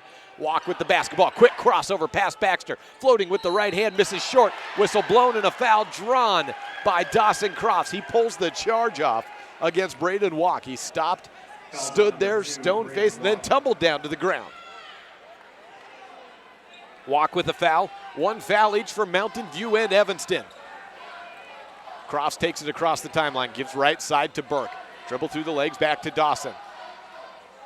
Baxter calling, saying, don't go my way. They move back to Thomas. To Perriman. Baxter cuts in to the lane. Looks for the ball as he goes back out. Casey Perriman drives in. Knocked as he hits down to the ground. No foul, just rejected, and a hard body. Clean play. Stays with Evanston. Baseline inbound for the Evanston Red Devils.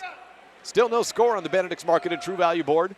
1.5 minutes into this contest. Mason Ellingford with the basketball on the right corner. Gives it to the wing. Crofts drives into the free throw line. Dish left side to Perriman. Baxter with the wing three. Up, high arcing shot, no good. Burke Thomas with a good board up in the air. He turns around, back to Baxter, then to Thomas. Baxter at the top, swings around right side. Crofts fakes a pass into the post, then looks high post to Ellingford. He drops it and knocked down. Rejection by Kimball Madsen. Who was the foul on? Foul is on 1-0, Brigham Blumel. So the block was clean, but the body was not. Ellingford to the line, shooting 2. 2 shots for Mason Ellingford. Ellingford at the line, averaging 13.3 per game, and all things considered, not bad at the free throw line for a big man. 46 of 73. Comes out to a 63% clip. Ellingford converts on the first, and we have our first score of the contest. 1-0 Evanston over Mountain View on the Benedict's Market and True Value board. Almost 2 minutes gone by in the first quarter. Ellingford rises for the second free throw and hits it. 2-0. Braden walk across the timeline from right to left to Brigham Blumel. Schofield can't handle the pass. He was cutting in and then put his long arm out trying to collect the pass from Blumel. It rolls out of bounds though. 2 quick turnovers for Mountain View. Evanston basketball. This time it's Burke Thomas taking it across the timeline. 5:48 left in the first period. That brought to you by Bridger Valley Motor. Got a check engine light. Give Slim a call at Bridger Valley Motor in Lyman.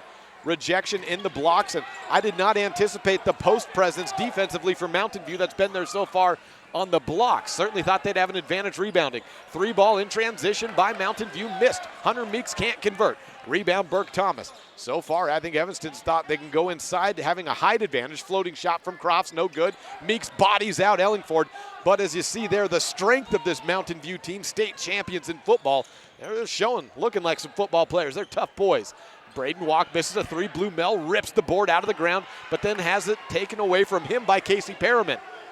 Crofts across the timeline, racing with it. Late to come in and collect up defensively is Brigham Blumel. Forces the pass right side to Baxter. He's on the corner, tightly guarded by Madsen. He pokes at the ball, tips it away. Baxter gets it back. Over to the right corner, it's Thomas. He lets the ball go out of bounds. Turnover for Evanston. Checking in for the Buffaloes, number 3, Luke Branson. 2 turnovers for Mountain View, 1 for Evanston, 2-0 on the Benedict's Market and True Value board. 4:50 left in the Bridger Valley Motor first quarter. Braden Walk with the basketball. Moves it right side, Branson into the game. Flash into the post, finds Hunter Meeks, gives it back outside. Fake 3 from Branson, 2 big steps, double clutch shot, no good. Luke gets his own board. Cannot convert again, and ball on the baseline, out of bounds. Last touch by Branson. Back to Evanston. 2-0 the score on the Benedict's Market and True Value board. Expected a low-scoring game on the girls' side, as expect defense to be a factor. I did not see Mountain View shooting as low of a percentage as they did today, unfortunately for the Lady Buffs there. But 31-30 the final. Looking like we're about headed for that in the boys' game as well. Burke Thomas to Baxter at the top of the key. He drives against an opposing number 3, Luke Branson. Left side to Perriman, then to Thomas at the top of the key. He rolls around to the right side, then to Crofts onto the right wing. Casey Perriman at the top of the key. Moves to his left. 4:08 left in the first period. Flash to the post, left block. Step in, hesitation. Ellingford misses. Rebound into the hands of Perriman. Floating left-handed hook shot, good. Casey Perriman with 2 points. With the left hand. Playing in place of Braxton Lind. And getting a start and performing well. Hunter Meeks on the 3-point line at the wing. Fires to Brigham Blumel and nearly past him. Blumel back to Walk. Getting handled by David Baxter, and Baxter gives a big body at Braden. Called for his second foul. So how does depth compare for both teams? Well, we saw with Luke Branson out last weekend, Mountain View had to go deeper, much quicker into their bench. And for Evanston, we see the first person off the bench be Jagger Mitchell. Mitchell's played a lot of minutes, maybe not as much last weekend at the Cheyenne Invitational, but playing 6-man role, at least in this situation, here, as he's the first person off the bench. Luke Branson with the basketball for Mountain View. To Blumel, Perriman stabbing at it and nearly coming away with a steal. Walk backs up, then to Meeks, into the post. Blumel turn around, uses the glass with precision. 4-2 on the Benedict's Market and True Value board. Brigham Blumel had a season-high 23 points in what ended up being the loss to Warland. Or, pardon me, that was in the win against Buffalo on Friday of the Pinedale Classic. 3-ball turnaround, Burke Thomas converts. You give Burke Thomas much room, he will convert. If you stay in his face, the percentage has gone down significantly this season, but he's a quick player that comes off of screens, and in that case, he gives his team a 7-2 lead on the Benedict's Market and True Value board. About 3 minutes left in the first quarter, brought to you by Bridger Valley Motor. Meeks works through, steps up, floating shot underhanded, and a nice post move by Meeks. He was patient on that play, turned around to the right, faked in, turned around to the left, faked in, turned around to the right, faked in, and then took an extra step and dropped it in, a little underhanded scoop in the post. 7-4 on the Benedict's Market and True Value board. Dawson Crofts with the basketball. Passes the rock over left side to Jagger Mitchell. 2:30, skip down low to Ellingford, swing to the right. It's Crofts with the basketball on the right side. He drives into the free throw line, 2 exaggerated steps, looking for the passing lanes of Jagger Mitchell. Closed up and stolen away by Kimball Madsen. Walk, throws it away again. Looking for Brigham Blumel in transition. A silly turnover there and just looking to get ahead. Maybe set up in the half court there. 7-4 on the Benedict's Market and True Value board. Nothing you can do after that. Just turn around, play good defense, and get the ball back.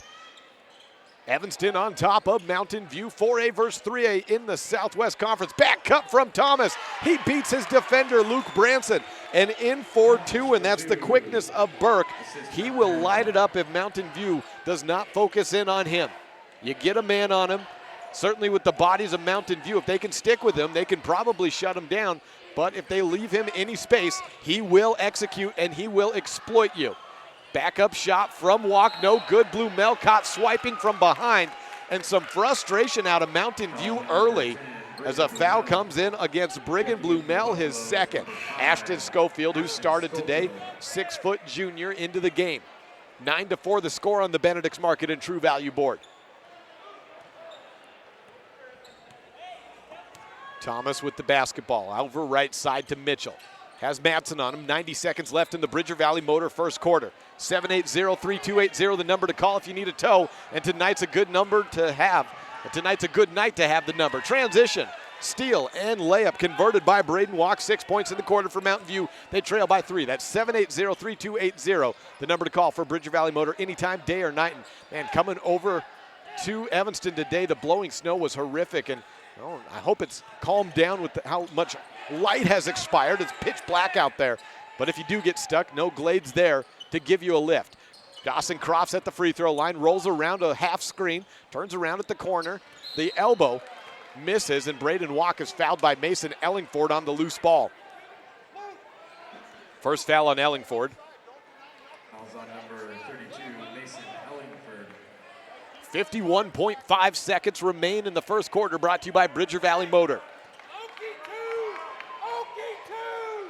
9-6 the score. One possession game as Mountain View works it across with Braden Walk to Schofield. He hands off to Hunter Meeks, who was screening, and I think Schofield was in desperation because he is getting his hands stabbed at.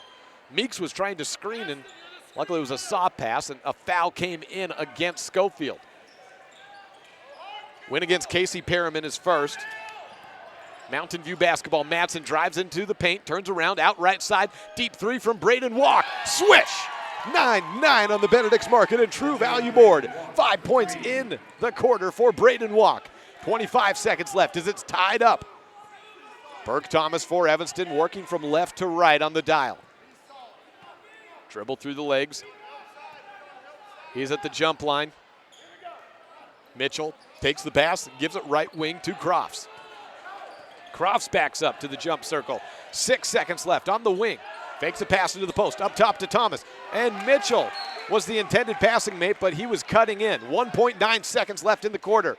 Mountain View will get out with at least a tie, and a full court shot will get them the lead. Hunter Meeks turns and fires. It's up. It was straight, a little bit short though. 9-all on the Benedict's Market and True Value board after one quarter. This is the First Bank presentation of Mountain View basketball on MyLocalRadio.com. That's it for the Bridger Valley Motor first. On to the Reese Auto Service second period after this. When do you schedule doctor appointments? In bed before I fall asleep. in the car waiting to pick up my kids. We can even do it after breakfast. We all lead busy lives. Online appointment scheduling puts you in control. In just 90 seconds, you can make an appointment with a primary care provider or specialist at evanstonanytime.com. Select the day and time most convenient for you. Enter some basic information, and just like that, you're scheduled for care. Schedule appointments for next day and beyond at evanstonanytime.com.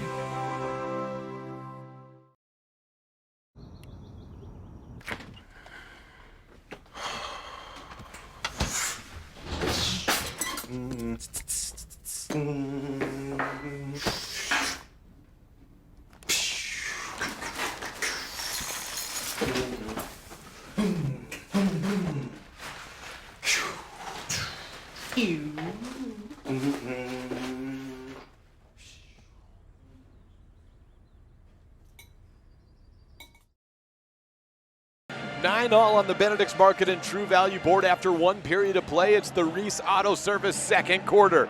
Any engine, small or large, Reese Auto Service is there for you in Lyman, the entire Bridger Valley, and beyond Uinta County. Take it to Reese, whether you got a lawnmower engine or a large diesel. Out of the break, Dawson Crofts is rejected from the three-point line, and a tip ball stays with Mountain View. Number to call at Reese Auto Service is 747-6450. David Baxter picked up 2 fouls in the first period for Evanston. He's back in as the second quarter starts. Brigham Blue Mel also picked up 2 fouls. He is on the bench to start the second period. Drive in by the aforementioned Baxter. Double clutch shot, tumbles to the ground. No good. Coach Cornea doesn't like the lack of call there. He's saying what's happened to the referee. He is livid right now after that. Mountain View basketball. Ashton Schofield with Luke Branson with the ball. Over to the corner, into the post. Meeks against Ellingford, goes to work. Fading away, hook shot, not quite, just a little short. Evanston board. Burke Thomas stops, jumps, gives it to Ellingford. Left all alone in transition. Good running of the lane for Evanston and a failure to get assignments covered for Mountain View. 11-9 on the Benedict's Market and True Value board. 4 points for Mason Ellingford in the quarter, or in the game. 11-9 the score, 2-point lead. Ball stopped and a foul on the Mountain View side. Dawson Crofts called for his first. Baseline inbound, Kimball Matson with the basketball. Throws it to Branson on the right wing. Back cut from Walk. He'll take a wing three. Drops it in. 1 point lead for Mountain View. Walks 2 of his last 2 from the distance. He missed his first. 12-11 on the Benedict's Market and True Value board. Reese Auto Service second period. 1 minute gone by in the quarter. On the left side, it's Dawson Crofts to Burke Thomas. Swings around to the right side. David Baxter looking for Ellingford. Mason comes out and screens. Opens up Baxter. He loses the handle with his left. Collects it at the top of the key. Gives it to Perriman. Perriman screens for Thomas, then sweeps it around right side. A 3 ball by Mason Ellingford. He hit his first of the year, misses his second. Crofts on the board. Tumbles to the ground. A foul on Hunter Meeks. Meeks got caught up there, and I'm not sure if he's just upset or if he maybe got hit in the gut. Brecken Barnes moves to the check-in table. 12-10 the score on the 12-11 the score on the Benedict's Market and True Value board. Crofts at the line for 2 shots.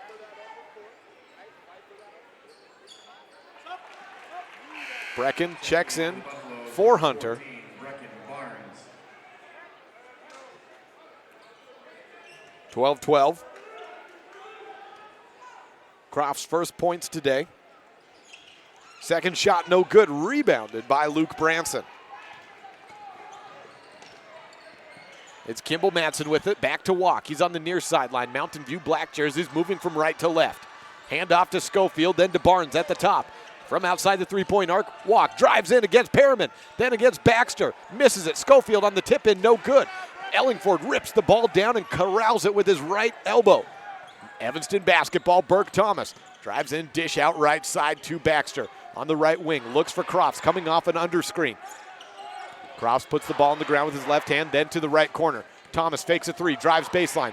Guarded from behind, gives off to Ellingford. The double team came in and Barnes was, Barnes the defender on Ellingford left him wide open. The last 2 buckets for Mason Ellingford have come off of wide open shots running and filling the lanes. 14-12 on the Benedict's Market and True Value board. Evanston up by 2. Step back 3 by Walk. He jab stepped and drops it in. 3 in a row for Braden Walk. 11 points in the game, 4 walk, averaging almost 16 a game. 5:18, Hunter Meeks, after about a minute out, checks back, will check back in. Dawson Crofts is tripped up, and Schofield called for the push-off. Crofts lost his footing, and the foul call came in immediately. Hunter Gross also checks in for the second time, or for the first time. Schofield and Barnes out. 15-14 on the Benedict's Market and True Value board after the triple by Braden Walk gives Mountain View a 1-point lead. Baxter at the left wing, thought he might try it. Instead, out to the left corner. Dawson Crofts fades away on an open 3 and misses short. 15-14, Mountain View up on Evanston by 1. Running the lanes and throwing a long pass. Walk over tosses Hunter Gross. Turnover, Mountain View. 4:58 left in the second period, brought to you by Reese Auto Service, and a timeout taken by Evanston. 15-14, Mountain View up by 1. On a First Bank presentation of Mountain View basketball on mylocalradio.com. When you have any mechanical problems, always think of Reese Auto Service in Lyman first. Doug and the mechanics at Reese Auto Service work on everything from your lawnmower and snowblower to cars, trucks, farm and ranch equipment, and semis. You can also get tires for anything you need at Reese Auto Service. Always visit Reese first. You'll get great pricing and quality-friendly service. Reese Auto Service, 541 Highway 413, Lyman.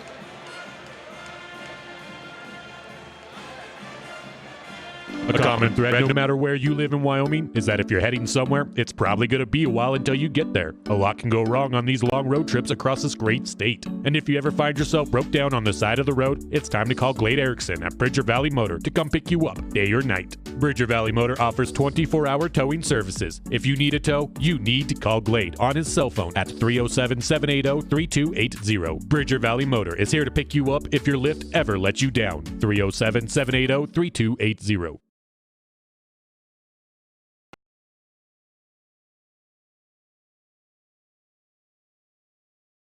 Welcome back to Red Devil Gymnasium. 14 points for Mountain View, 15 for Evanston. Second quarter brought to you by Reese Auto Service. David Baxter with the basketball, then to Crofts. Burke Thomas on the far sideline. Evanston moving from left to right. Thomas goes wing to Baxter. And they're fronting or looking into the post, but they're covering everything up. Mason Ellingford leaves Burke open for 3 on the corner. He misses. Put back Ellingford.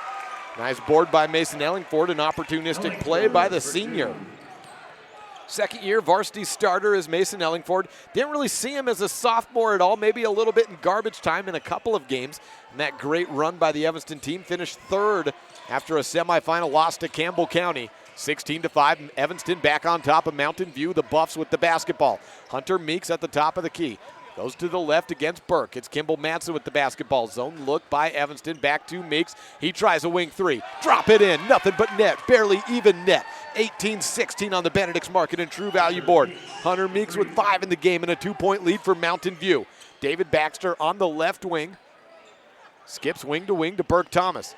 He bounce passes to Casey Perriman. Then to David Baxter. Swing quickly. Opens up Crofts for the 3. No dice. Thomas back to Crofts, fakes a 3. Out right side, Baxter shooting 40% on the season. He's 0 for 2. Can't convert on that one either. Braden Walk with the Braden Walk taking it across off the Hunter Meeks rebound. Luke Branson drives baseline against Baxter. Reverse shot, drops in, 20-16. First bucket by Luke Branson, and they missed him last Saturday. Good reasons to be gone. Condolences offered to the family. But Luke, glad to see him back into the lineup and contributing for this Mountain View team. 3 minutes left in the Reese Auto Service second period. Turnaround shot by Crofts and heading, no, it's a foul. It's on 1-2. 1-2, that's Hunter Gross. And Dawson Crofts is to the free throw line.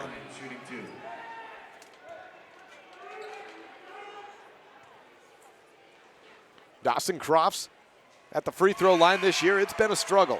He makes his first. Checking in for the Red Devils, number 34, Nathan Chandler.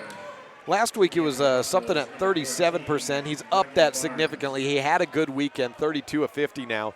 So he made most of his free throws after starting 37% through the first 3 weeks of the year, 4 weeks, whatever that may be. Now at 64% and rising as he goes 1 for 2. 2 of 4 from the line today for Dawson. 20-17 the score on the Benedict's Market and True Value board. Reese Auto Service second period. Mountain View basketball. Branson takes the pass from Meeks, drives in, but is rejected in the lane by Ellingford. In transition, Crofts for a corner three. It's up. It runs in, rim back out. Rattled out, and Braden Watt comes away with it. Throws ahead to Branson. It's against Crofts. He tries to draw a charge. Did he? No, block foul. 2 shots upcoming for Luke Branson. As we mentioned, Luke missed a couple of games last week. Well, missed 2 games in all, the 2 Saturday games, averaging 6.3 points, 4.1 rebounds, and shooting 75% from the line in a limited sample size, 6 of 8. You only have to divide that once to get it to its lowest common denominator. But Branson now 70, or close to 70%. At 6 and 9, he can get up to, 80% here? I'm good at math. If he makes this one. And there he is. He's now from a 60-something% free throw shooter to an 80% free throw shooter, just like that. I guess it was 75 to 80. 22-17 and a timeout taken on a First Bank presentation of Mountain View basketball on mylocalradio.com.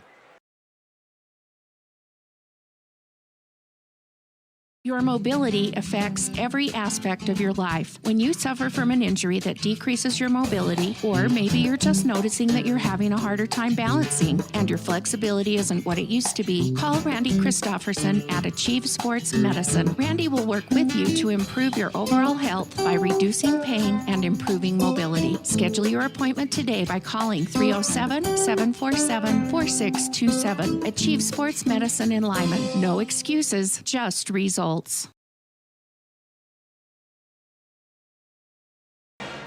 22-17 on the Benedict's Market and True Value board. The Evanston boys sitting at 0-10 on the season in their home opener. Trail Mountain View at 7-3 by 5. Mountain View, they wish they were at 9-1, and they quite nearly could have been with a second half fall apart offensively against Worland. And that really spilled over into the game later that day against Rollins. Tie up in the backcourt. Latham Chandler enters the game for Evanston, and it was knocked out of bounds between Madsen and Crofts. Last touch by Madsen. Stays with Evanston. Moving from left to right, Dawson Crofts takes the inbound pass. Latham Chandler from Crofts. He's still behind the timeline, pressured heavily. Back to Crofts and tipped as it goes across, but into the hands of Ellingford. Out right side, Baxter to Crofts on the wing. 2:15 left in the first half. Skip from right to left. Burke Thomas in the game. Heavy minutes played by both these starters. Mountain View and Evanston today. Very, very tight rotations. Head fake from Thomas. He drives in, then back to Crofts. At the free throw line. Floating shot. Falls around. Hits every part of the rim, but can't fall in. No good by Crofts. And Braden Walk with the loose ball rebound. Stutter steps and nearly breaks the ankles of Dawson Crofts. Transition three. He was feeling it, but it's no good. Nearly dropped, was headed down, and then spin back out. Evanston basketball. Thomas guarded by Madsen in the backcourt. Crofts comes back to help him. Trap on the near side, so he passes forward to Ellingford. Gets it at the wing, stops, out to the left corner. Baxter drives in, up strong against Branson. Whistle blown, shot. Free throw shots coming up for David Baxter. Luke Branson picks up what I believe is his second. No, it's his first.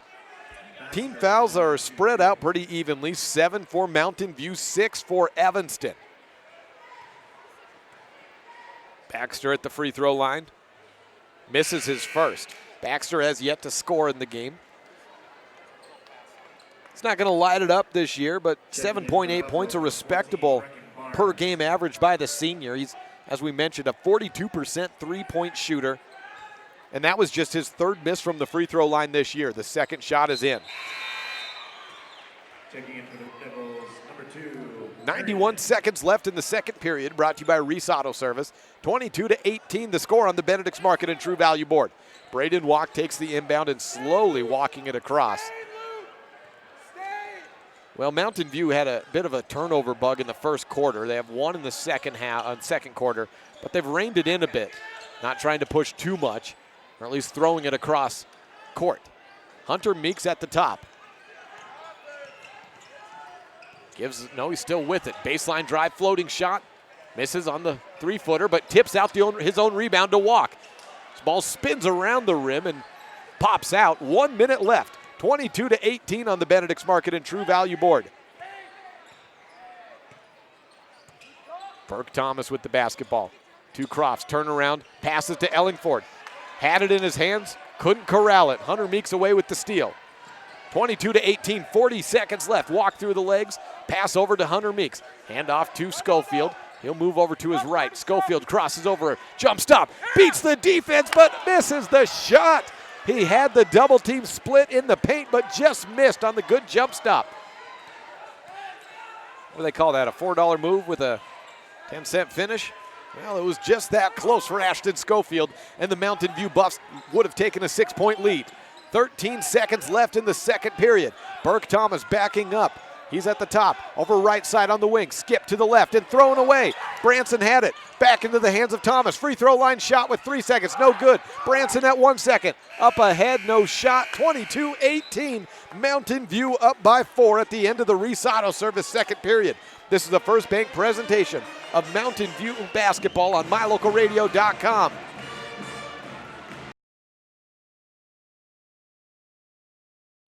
Folks have many reasons to visit Casper, Wyoming every year, whether it's work, high school sports and activities, a romantic getaway, or business meetings. The best place to stay when you're in Casper is the Come On In Hotel and Suites. A beautiful log hotel offers 5 hot tubs, a pool, fitness center, and a fabulous indoor atrium. You can also reserve meeting rooms for your next event, and each stay includes an extended continental breakfast. Reserve your rooms today at the Come On In Hotel and Suites in Casper, Wyoming. Call 307-472-6300. It's human nature to think the grass is always greener on the other side of the fence. That's not always true, especially when it comes to buying vehicles. This is Dennis Lynch, General Manager at Auto Farm Chevrolet. Dealerships pay the same price for new vehicles across America. The fact is, the best deals are right here, in your own backyard. The difference is that our employees are your neighbors, people you can trust. Please visit us first, Auto Farm Chevrolet. We are your community-driven dealer. Serving Wyoming since 1941, Plains Tire is Wyoming's oldest and largest tire dealer with great locations throughout the state. They'll get you the right tires and offer the best results for your vehicle at the lowest prices, guaranteed. Plus, you can go to any Plains Tire Pro dealer with their nationwide warranty service. And check out their Plains Tire phone app. Come down and see us at Plains Tires on 157 Bear River Drive for all your automotive needs. Hablamos también español.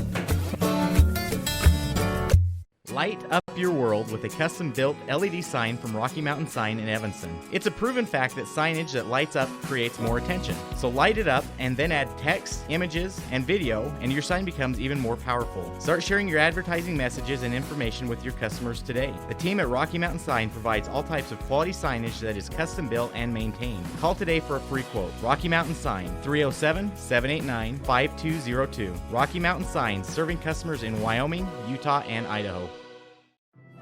At Trona Valley Federal Credit Union, we know our members by name and we love working with them face-to-face. But did you know that members can also handle almost all banking online? Everything from managing your accounts and paying bills to applying for all types of loans. It's simple and we're happy to help you get started. Join Trona Valley Federal Credit Union today. We're a caring partner dedicated to your financial success. TronaValley.com, member NCUA.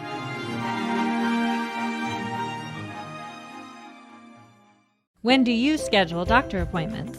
In bed before I fall asleep. In the car waiting to pick up my kids. We can even do it after breakfast. We all lead busy lives. Online appointment scheduling puts you in control. In just 90 seconds, you can make an appointment with a primary care provider or specialist at evanstonanytime.com. Select the day and time most convenient for you. Enter some basic information, and just like that, you're scheduled for care. Schedule appointments for next day and beyond at evanstonanytime.com. When you have any mechanical problems, always think of Reese Auto Service in Lyman first. Doug and the mechanics at Reese Auto Service work on everything from your lawnmower and snowblower to cars, trucks, farm and ranch equipment, and semis. You can also get tires for anything you need at Reese Auto Service. Always visit Reese first. You'll get great pricing and quality-friendly service. Reese Auto Service, 541 Highway 413, Lyman. For our At the half, it's 22-18 on the Benedict's Market and True Value board. Braden Walk with 11 points for Mountain View really got him fired up in the second period, and at the end of the first, he brought him in from down 6-9 and then hit a 3 to make it 9-9, and then 6 more points in the second quarter. 3 points make it 4 points from Luke Branson, 5 by Hunter Meeks, and 2 from Brigham Blumel, who sat the entire second quarter with 2 fouls. I wonder if... Oh, thank you. Coach Query for the freshman girls coming in and faking me out on a souvenir. As we mentioned, Brigham Blumel sat out the entire second quarter, after picking up 2 fouls in the first quarter. And I wonder if Coach Reese saw what happened with Haley Stevens in the second quarter when she picked up her 3rd foul right after getting her second and said, I'm going to need him later on. If we can get by without him, let's do that. And Mountain View does have a few guys they can go into in the post. They don't have the tallest guys, but they're tall enough, and they're strong. They use their bodies well. They get good positioning, and that's been a difference for Mountain View. Evanston has certainly not had their way in the post, not even close, not by a long shot. Mason Ellingford's done well for Evanston, though, 8 points in the game. His last 4 coming off of just running the lane and filling open spots down in the blocks and converting when he gets the ball. He leads the way for Evanston. Dawson Crofts has 2 points. David Baxter with 1. 5 by Burke Thomas, both those shots, a 3 and a 2, coming in the first quarter. And Casey Perriman has 2 points to round it out. 22-18, the score on the Benedict's Market and True Value board. Let's take a break and come back and hear from Lauren Huntsman. Let's come back and look ahead to tomorrow's matchup of Lyman and Evanston. Next on a First Bank presentation of Mountain View basketball on MyLocalRadio.com. A common thread no matter where you live in Wyoming is that if you're heading somewhere, it's probably going to be a while until you get there. A lot can go wrong on these long road trips across this great state. And if you ever find yourself broke down on the side of the road, it's time to call Glade Erickson at Bridger Valley Motor to come pick you up day or night. Bridger Valley Motor offers 24-hour towing services. If you need a tow, you need to call Glade on his cell phone at 307-780-3280. Bridger Valley Motor is here to pick you up if your lift ever lets you down. 307-780-3280. Sometimes getting the whole family scheduled for a dental appointment is hard. Different days, different times, and then how do you pay for it all? These problems have been solved by Black's Fork Dental in Mountain View because we serve patients of all ages. It's easy to schedule the whole family on the same day, so you just make one trip. We accept most insurances, and if you don't have insurance, we offer an in-house discount so the whole family can have a healthy smile. Don't wait. Call today. Black's Fork Dental in Mountain View, 307-782-3630. Buying or selling is a simple process if you're working with the right real estate agent. This is Bobby Dalzall, broker with Big Country Properties. We have agents serving both Lincoln and Uinta counties that can assist you with all of your real estate needs. We are the top listing and selling brokerage in the Bridger Valley and strive to be honest, hardworking, and thorough. Whether buying or selling, we make it happen. Call us today at Big Country Properties, 307-782-3556. At the half, it's 22-18 on the Benedict's Market and True Value board. Mountain View on top of the Evanston Red Devils, sitting at 0-10 on the season. Take a quick look back to the comparison stats between these two teams coming into tonight's contest.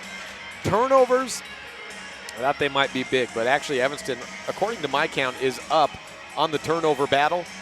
Evanston's done well taking care of the ball. Shooting was actually pretty even for these two teams coming into the year, coming into this contest. True shooting percentage right at about 50 for both of them. Evanston actually having a slight advantage. At the moment, though, I would say advantage has gone a little bit Mountain View's way, although I don't have the stats in front of me. We also figured the rebounding battle might come down. I thought it might come down advantage Mountain View because they've got more strength in the post. They don't have the height, but they have a lot more bigger bodies. And I would say, I don't have the numbers, but I would say the advantage has gone Mountain View's way just by looking at how the positioning has or has not been. And early on in the first quarter, Evanston was feeding the post inside, and there was rejection after rejection or just takeaways by the Mountain View defense. Evanston had to change their game plan pretty quickly with that. And They're still trying to get Mason Ellingford involved as they have. He's running the lane well, and when a double team comes in, Ellingford is left open late in that second quarter. He takes advantage, says, hey, give the ball to me. And he's a quick shooter. He'll put the shot up. He doesn't take his time. If it's open, he'll go for it. If he needs to wait, he'll be patient. But I think for Evanston, they're going to need to find something on the outside again to try to stay pace with Mountain View, because I don't know that the inside will open up much other than those little shots here or there for Mountain View's defensive lapses. I think Burke Thomas, he got a little bit of opening in the first quarter. Mountain View's trying to wrangle him in, and you need to stay in front of him. But if he gets open, either cutting or open on a shot on a screen under, he could get going. Dawson Crofts has yet to hit a field goal. You always have to wait for him or watch for him to get things rolling as well. For Mountain View, Braden Walk is lit it up from 3. Don't get greedy with those. Look for the good shots and take them when they're there, and rely on your rebounders if you do get a miss, as they have so much throughout the season, to get a second chance opportunity. Back in 1 minute with the third quarter. 22 points for Mountain View, 18 for Evanston. That's the score on the Benedict's Market and True Value board on this First Bank presentation of Mountain View basketball, live and online at mylocalradio.com.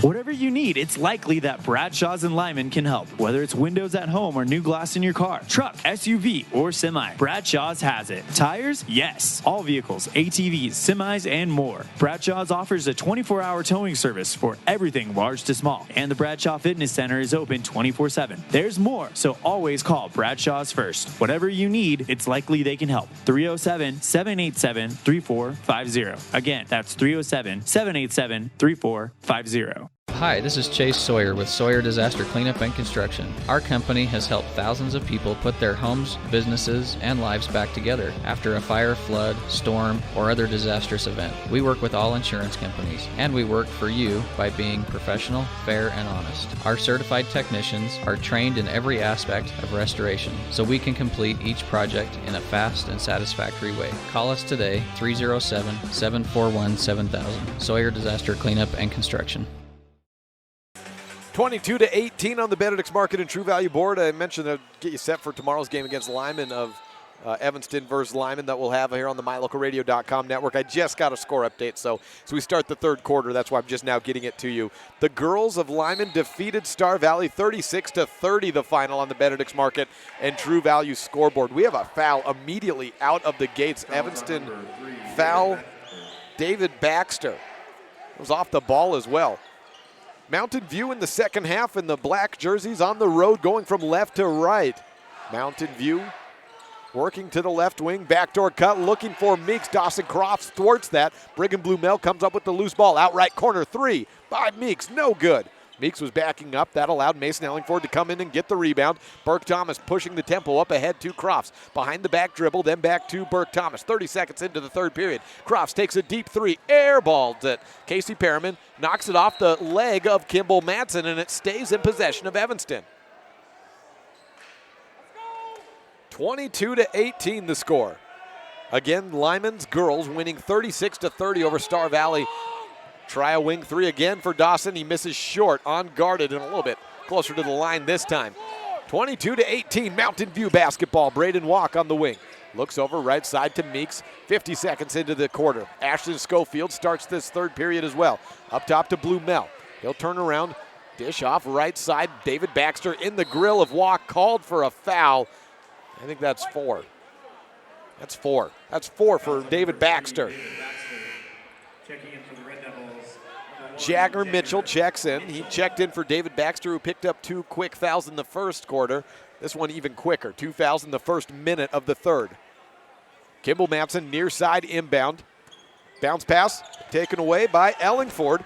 Woo! Comes right in our area. Jumps on up and just avoids the laptop. We appreciate him doing that. On the other side, Dawson Crofts is fouled, and he's to the line. He converts on the shot as well. I apologize. I was resetting the scorers table. 1 minute, 5 seconds in. Crofts with the hoop and harm 3-point play. Mentioned that Dawson had not scored a field goal in the first half. He takes him 65 seconds to do so in quarter number 3. sitting at 4 points. Crofts setting up for a free throw to make it 5. Tosses it up and drops it down. Dawson makes it a 1-point difference. 22-21 on the Benedict's Market and True Value board. See if I can get that scoreboard readjusted. There we go. Another throwaway. It was deflected. Braden Walk chases it behind the timeline. Blumel up ahead to Meeks. Back to Blumel in the lane. No! It rolled all around the rim. He was there, and Blumel knocked Crofts to the ground and picks up his 3rd foul. Well, from 2 sure points and a nice run by Blumel, the ball falls out, and as he turns around, he hooks Dawson Crofts and has to come out of the game as he picks up his 3rd foul.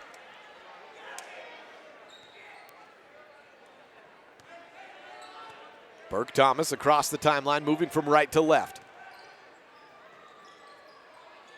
Toss up. Dawson back to Burke at the top of the key. 1-point game. Jagger Mitchell back to Thomas. 22-21. Mountain View giving him a little bit of space. He's pretty far back. Walk on him. Gets a screen from Perriman. Schofield collects the guarding duties. On the corner is Dawson Crofts back to Mitchell. 2 minutes gone by in the 3rd period. Crofts once down on the dribble and then a second. Hands back to Mitchell, who gives it back immediately to Crofts. 2 minutes gone by. 5:57 left in the 3rd period. Slow it down offense from Evanston. This is nothing new. A 3-pointer. A line drive shot from Mitchell. No good. Meeks had hands on the board. Burke Thomas came up with it. Threw it behind his back. Perriman down to the ground and out of bounds. Last touch by Casey. Mountain View basketball. 5:46 left in the 3rd period. Braden Walk back to Kimball Madsen. Madsen passes near side to Walk. Fakes one side, then across the timeline to Schofield. He tosses it to the scorer's table and out of bounds last touch. It was an Evanston player who deflected it. Looked like Burke Thomas came in on the deflection. Thomas guarding the inbounder, Kimball Madsen. Behind the timeline he goes to Braden Walk. 2.5 minutes gone by. Mountain View has not scored in the 3rd period. Evanston has 3 points. All of those coming from the Crofts play. Step back 3 from Walk. It's his specialty, but he misses it. Rebound and the loose ball. 1 hop back to Branson. Skips it to the wing, then to the corner. Lefty Schofield drops it in. Splash it from the corner. 21-25 on the Benedict's Market and True Value board. Ashton Schofield's first bucket today and the first of the half for Mountain View. 3 minutes passed in the 3rd period. Burke Thomas to Dawson Crofts. Looks high post, turn around. Mason Ellingford has the ball stripped. Down on the ground, Walk picks it up. Ahead to Schofield, he's all alone. 2 steps, and the left-handed layup is in. 27-21. 5 points in less than a minute for Ashton Schofield. 4:40 left in the 3rd period. Burke Thomas with the basketball for Evanston. High post pass to Ellingford. He's triple teamed. Left side to Crofts. 2 big steps and maybe a third, but a block foul comes in before that against Meeks. I think it was on the ground. Let's see. 2 shots. It was in the process of shooting. 2nd foul for Hunter Meeks. 3 team fouls for Mountain View, 2 for Evanston. Dawson Crofts at the line. He's 3 of 5 there today. Make it 3 of 6 after missing the first. 4:32, the clock stopped. Girls' game was a thriller earlier. The boys pretty good as well as Crofts hits on his 2nd. Mountain View's had the slight edge throughout this contest, save for the first 5 minutes of the game. Walk drives past Perriman. Jump stops, triple team out to Schofield. Head fakes, picks up his dribble, then to Branson. He's at the top, spins around, back to the free throw line, still working his pivot foot to Schofield. Fires immediately over to the right wing. Braden Walk guarded by Casey Perriman. 4:08 left in the 3rd period. Hefty crossover, then a step back, still on the work. Going to work, but pulled out of his hands and ahead to Jagger Mitchell. Back to Crofts, 2 steps, and the layup is good. Double clutch from the left side. Dawson Crofts uses the right hand finish. 27-24 on the Benedict's Market and True Value board. It's Dawson Crofts' quarter, and the rest of the Red Devils are just living in it. Dawson with all 6 of Evanston's points. 27-24 on the Benedict's Market and True Value board. Ashton Schofield with all of Mountain View's points. Another turnover for Mountain View. Perriman with the layup. Drops in past Hunter Meeks. Great defensive attempt by Meeks and a good no foul there. But Casey Perriman just could not be stopped. We're back to a 1-point differential. 27-26 on the Benedict's Market and True Value board. Baseline spin around, Kimball Matson to Meeks. Thinks about a three against Ellingford, spins around, then steps past Ellingford for two. He went up and under like Kevin McHale in 1986. Hunter Meeks gives him a 3-point lead. 29-26 on the Benedict's Market and True Value board. 7 points in the game for Hunter. Burke Thomas on the left wing. Up top to Jagger Mitchell. 2:50 left in the third period. High post to Mason Ellingford against Meeks. Jump stops, trying to go up. Right-handed push shot, air balls. Loose on the ground, out of bounds. Last touch by Perriman. Sub called for Mountain View. Brecken Barnes replaces Ashton Schofield. That puts Barnes, Schofield in the post. Luke Branson and Madsen on the wing. And Braden Walk at the point. Toss up to Meeks. Down low looking for Barnes. May have been touched by Perriman. It was, so it stays in Mountain View's hands. Still 29-26. Kimball Matson with the baseline inbound for Mountain View. Fakes the toss, then goes low, knocked out of bounds by Thomas. Burke was ready for that low pass from Madsen. Knocked it immediately back out of bounds. This time it's a toss-up to Brecken. Then to Walk. 2:30 left in the third period. Out right side. Free throw line extended triple from Branson. Misses long. And over the back foul against Brecken. Against Dawson. His team foul number 4 for Mountain View. First on Brecken. 2:26 left in the third period. We'll have the Big Country Properties fourth quarter immediately following the end of this third. Schofield was out for just a bit, then he moves back to the scorer's table. 3-ball from the corner, drop it in. Dawson Crofts still in control of this third period, has tied it up 29-29 on the Benedict's Market and True Value board. 9 points in the quarter for Dawson, 9 of the 11 for Mountain View.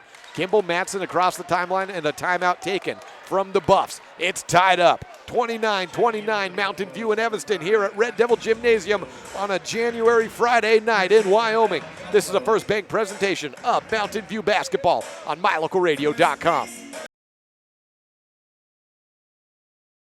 Your mobility affects every aspect of your life. When you suffer from an injury that decreases your mobility, or maybe you're just noticing that you're having a harder time balancing and your flexibility isn't what it used to be, call Randy Christofferson at Achieve Sports Medicine. Randy will work with you to improve your overall health by reducing pain and improving mobility. Schedule your appointment today by calling 307-747-4627. Achieve Sports Medicine in Lyman. No excuses, just results.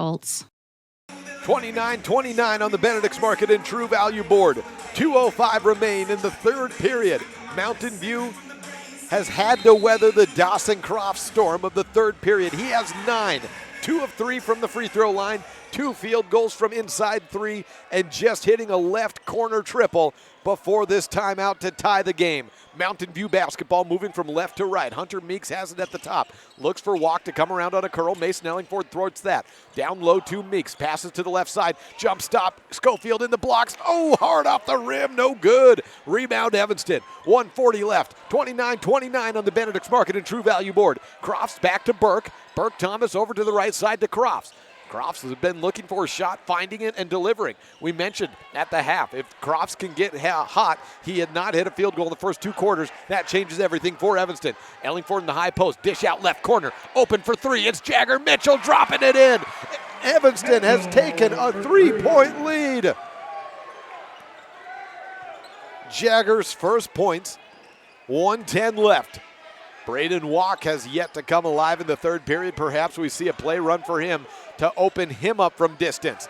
Left wing fakes a 3. Mitchell tied on him. Still with the dribble. Drives in. Then back looking for someone. Had Branson, but he's fouled, I believe, or it was just knocked out of bounds. I didn't have the best vantage point.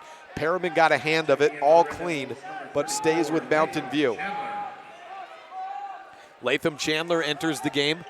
And there's 6 players on the court for Evanston. Dawson Crofts off with 57 seconds left. 9 points in the quarter for Dawson Crofts. Has Evanston up by 3 points. A triple by Jagger Mitchell gave him the lead 30 seconds ago. Braden Walk with the basketball. 52 seconds. Over right side to Luke Branson. He'll dribble it. Give off to Madsen. Poked away by Mitchell. He picks it back up. Madsen with 2 Meeks.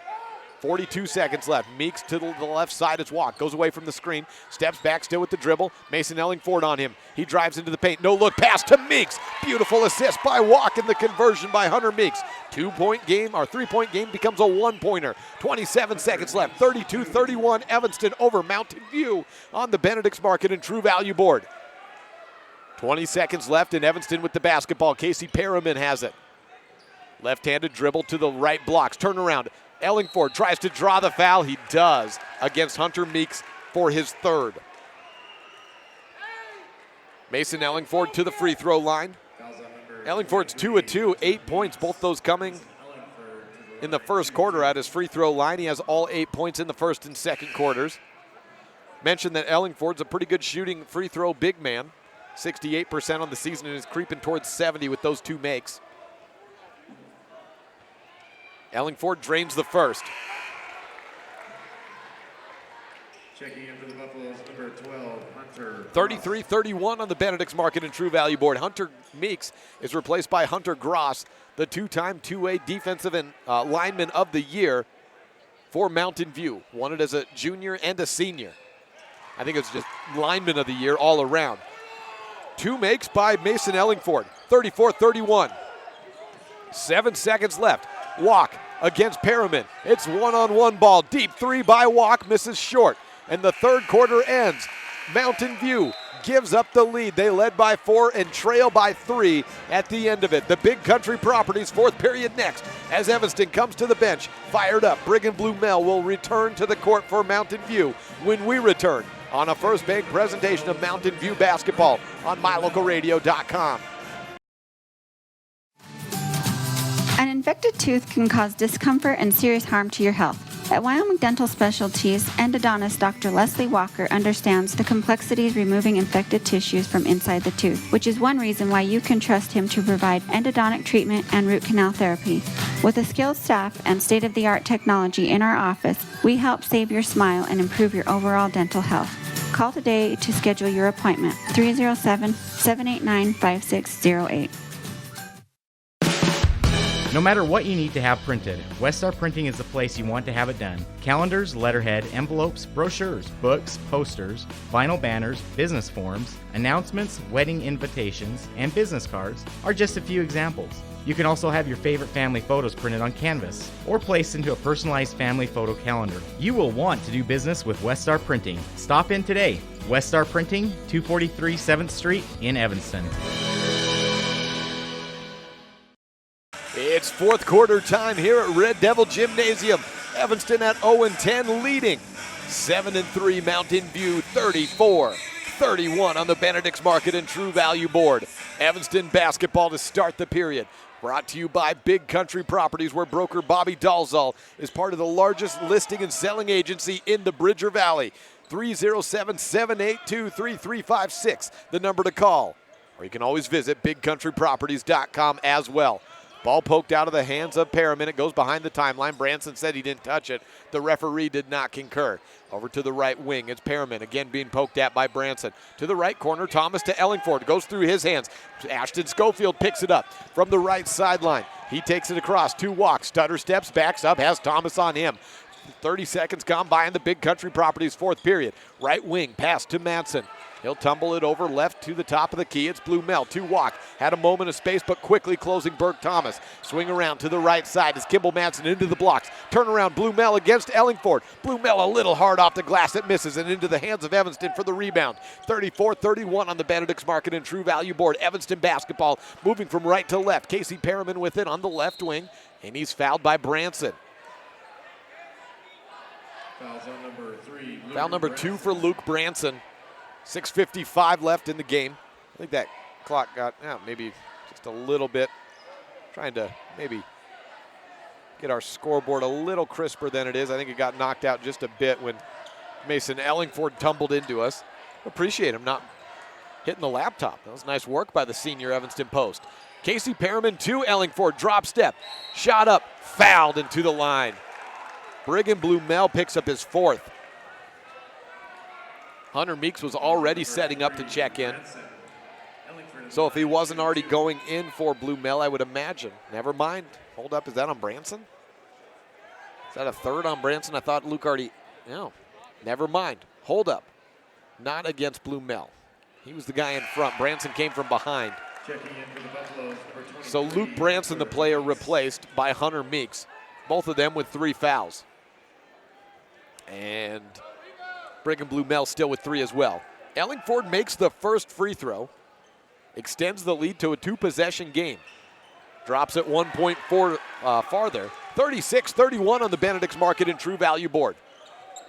Kimball Matson to Braden Walk. Then back to Matson. 1.5 gone by in the Big Country Properties. 4th quarter. Blumel to Meeks. He finishes in the lane. Finger roll shot by Hunter Meeks. Meeks will get a shot here and there. He's a collective scorer. He'll get a couple of field goals in a quarter, and then by the end of the game, he's got 13. And he's a big contributor for this Mountain View Buffs team.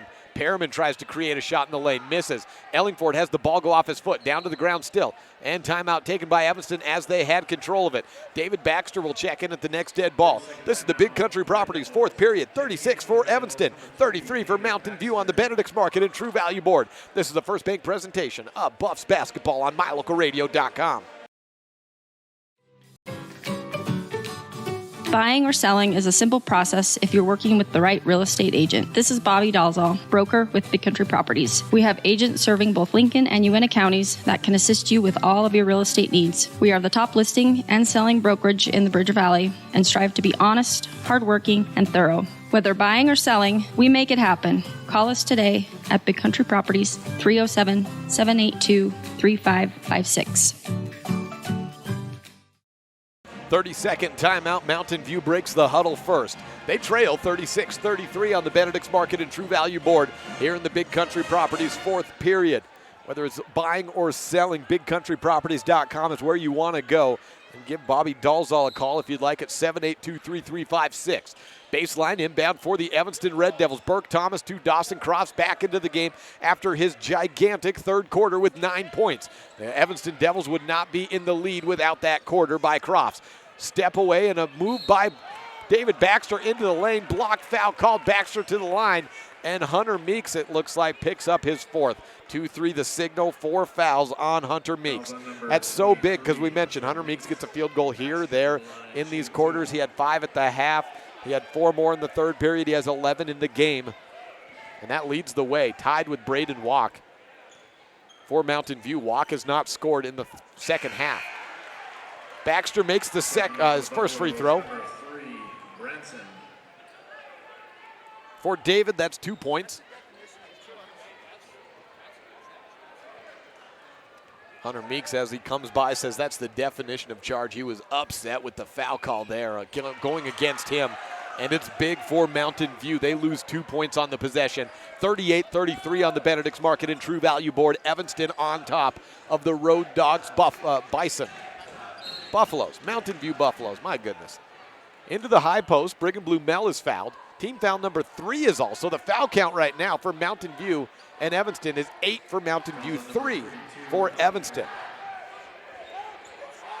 It's against Ellingford, and it's his 2nd. Toss up to Kimball Matson. Matson has not really shot too much today. I don't think he has shot. Has not scored, of course, as well. 38-33, Blumel at the top of the key, left side to Braden Walk. Deep 3, looks a little short. No, never mind. My eyes were not good on that. Drop it in for Braden Walk. Now he's scored in the 2nd half, 14 in the game for Walk, 38-36. Quick move, baseline spin, Baxter puts him back up, 2 possessions for Evanston. Transition bucket for Evanston, 40-36 on the Benedict's Market and True Value board. Braden Walk with the basketball, left side to Matson, and Evanston was biting hard on Walk in the end of the 2nd, at the end of the 3rd period. He's fouled on the 3-point line on the quarter. Walk makes it, and 1 opportunity, the 4-point play to tie it. We mentioned that Braden Walk has been guarded hard, and at the end of the 3rd quarter, they said he's going to shoot it, put everything on him, and he still shot it. That's one thing Evanston's given the luxury of doing. The problem is Walk is a fantastic player, and as you see there on the corner, he can get fouled and still convert. For the and 1 and 4-point play, Braden Walk misses. Mountain View still trails by 1, but they get their own rebound. Branson corrals it at the right wing, called for a walk. He stutter-stepped after he jump-stopped. 4:51 left in the Big Country Properties fourth period. Burke Thomas, Dawson Crofts, Mason Ellingford, David Baxter, and Casey Perriman on the court for Evanston. Left side, Baxter takes a screen from Perriman, works it to the top of the key. Swing out to the right side. Crofts dribbles with his left, then to Perriman. 4.5 minutes left in the fourth period. 1-point game. Baxter has it poked away by Matson. Matson immediately comes back up to guard quickly. Matson, an all-state football player, showing off his athleticism, both as a linebacker and a running back and a quarterback going back the years prior. Kimball Matson was just about unstoppable on the gridiron. Tough defender in the basketball realm as well. Back Mountain View's way after the ball goes out of bounds. Braden Walk hands off to Schofield. He has one triple in the game. Then to Matson. Turn around. Walk open off a screen. Up for the three. Misses short. Matson comes up with the ball. Rebound back to Walk. He'll drive to his left. Spin around. High dribble. Some fans wanted a carry on that play. And a whistle blown for an illegal screen against Luke Branson. Never mind, it's against, they say, no, it's against Evanston. It's against Evanston. I thought it was a moving screen by Branson. There's a referee conference now. The call initially is against Casey Perriman. Referee conference is confirmed. It's against Casey Perriman. Foul count for Evanston is moved up 1 to 5. Third foul on Perriman. Inbound to Kimball Matson. 4 minutes left in the Big Country Properties fourth period. Braden Walk on the right wing, guarded by Perriman. Right corner to Branson. Croft pokes it out of bounds. Stays with Branson. From my vantage point, I think if you have replay in the like you do in the NBA, that may be going Evanston's way. As Branson, I thought it hit after Crofts poked it off, but that's how the rule has gone. Whichever way the ball goes, whoever was swiping that way gets called for going out of bounds. Exaggerated jump stop by Matson. Swing to the corner, then to the wing. It's Schofield with it. Heath pops it up to the midline circle where Braden Walk resets the offense. Schofield on the right wing. To Branson. Fakes a three. Left side bounce pass on the corner to Walk. He dribbles to the wing. Deep three. NBA range. Doesn't matter. Drop it down for Braden Walk. His third triple of the quarter. 9 in the quarter, 20 in the game for Walk, and Mountain View back on top. 42-40 on the Benedict's Market and True Value board. 3:10 left in the Big Country Properties fourth. A back cut by Baxter is knocked out of bounds. Mason Ellingford was up at the top and threw it down. Baxter was wide open, but Blumel, luckily for Mountain View, got hands in the way, and the ball went out of bounds. Sideline inbound for Mason Ellingford. Throws it back to Burke Thomas. 3:05 left in the game. We had overtime last year. Are we headed that way again? David Baxter on the right corner. 3 minutes left. To Thomas on a bounce pass. Walk on him. Back to the corner. Crofts fakes a shot. Drives in. Floats it. Misses long. Matson on the board. Crofts trying to get it back, but quickly it's up ahead to Braden Walk. Far sideline. He races it across. Mountain View working from left to right. Braden, pass to the right wing. It's Ashton Schofield with it. 2:39, drive in baseline, double clutch shot. Mason Ellingford with the clutch rejection. Back Evanston's way. Baxter had it knocked away. Perriman is fouled by Branson. His fourth. Fouls on number 3. Fourth foul on Luke Branson. Hunter Meeks playing with 4 fouls. We'll check in. 2:30 left. Checking in for the Buffaloes, number Meeks checks in for Ashton Schofield. 2 minutes, 30 seconds left. Casey Perriman at the free throw line. Perriman missed the first and the second. 0 for 2 and missed trip there. Pardon me, that was a single bonus, I think. Single bonus, and that was the first foul. I was looking at the substitution, so I missed that. Over to the left side is Kimball Matson, guarded by Burke. Gets a screen from Hunter Meeks. Matson back to the top. Throw down low. Meeks was left unguarded. Misses short. Rebound by Ellingford, but a whistle blown. And a foul. If it's on Meeks, he's done. It is not. It's on David Baxter. He's done. Baxter says, I did not touch him, and he walks out with 2:11 left. David Baxter upset, and reasonably so, as a senior who gave up the foul last year to Mountain View on the three-point line at the buzzer, looking to get a victory in this game and maybe try to avenge that miss from last year of his. Fouls out with 2:11, and we'll have to watch the rest of the game from the bench. Hunter Meeks converts on his first free throw and his second. Lead is up to 4.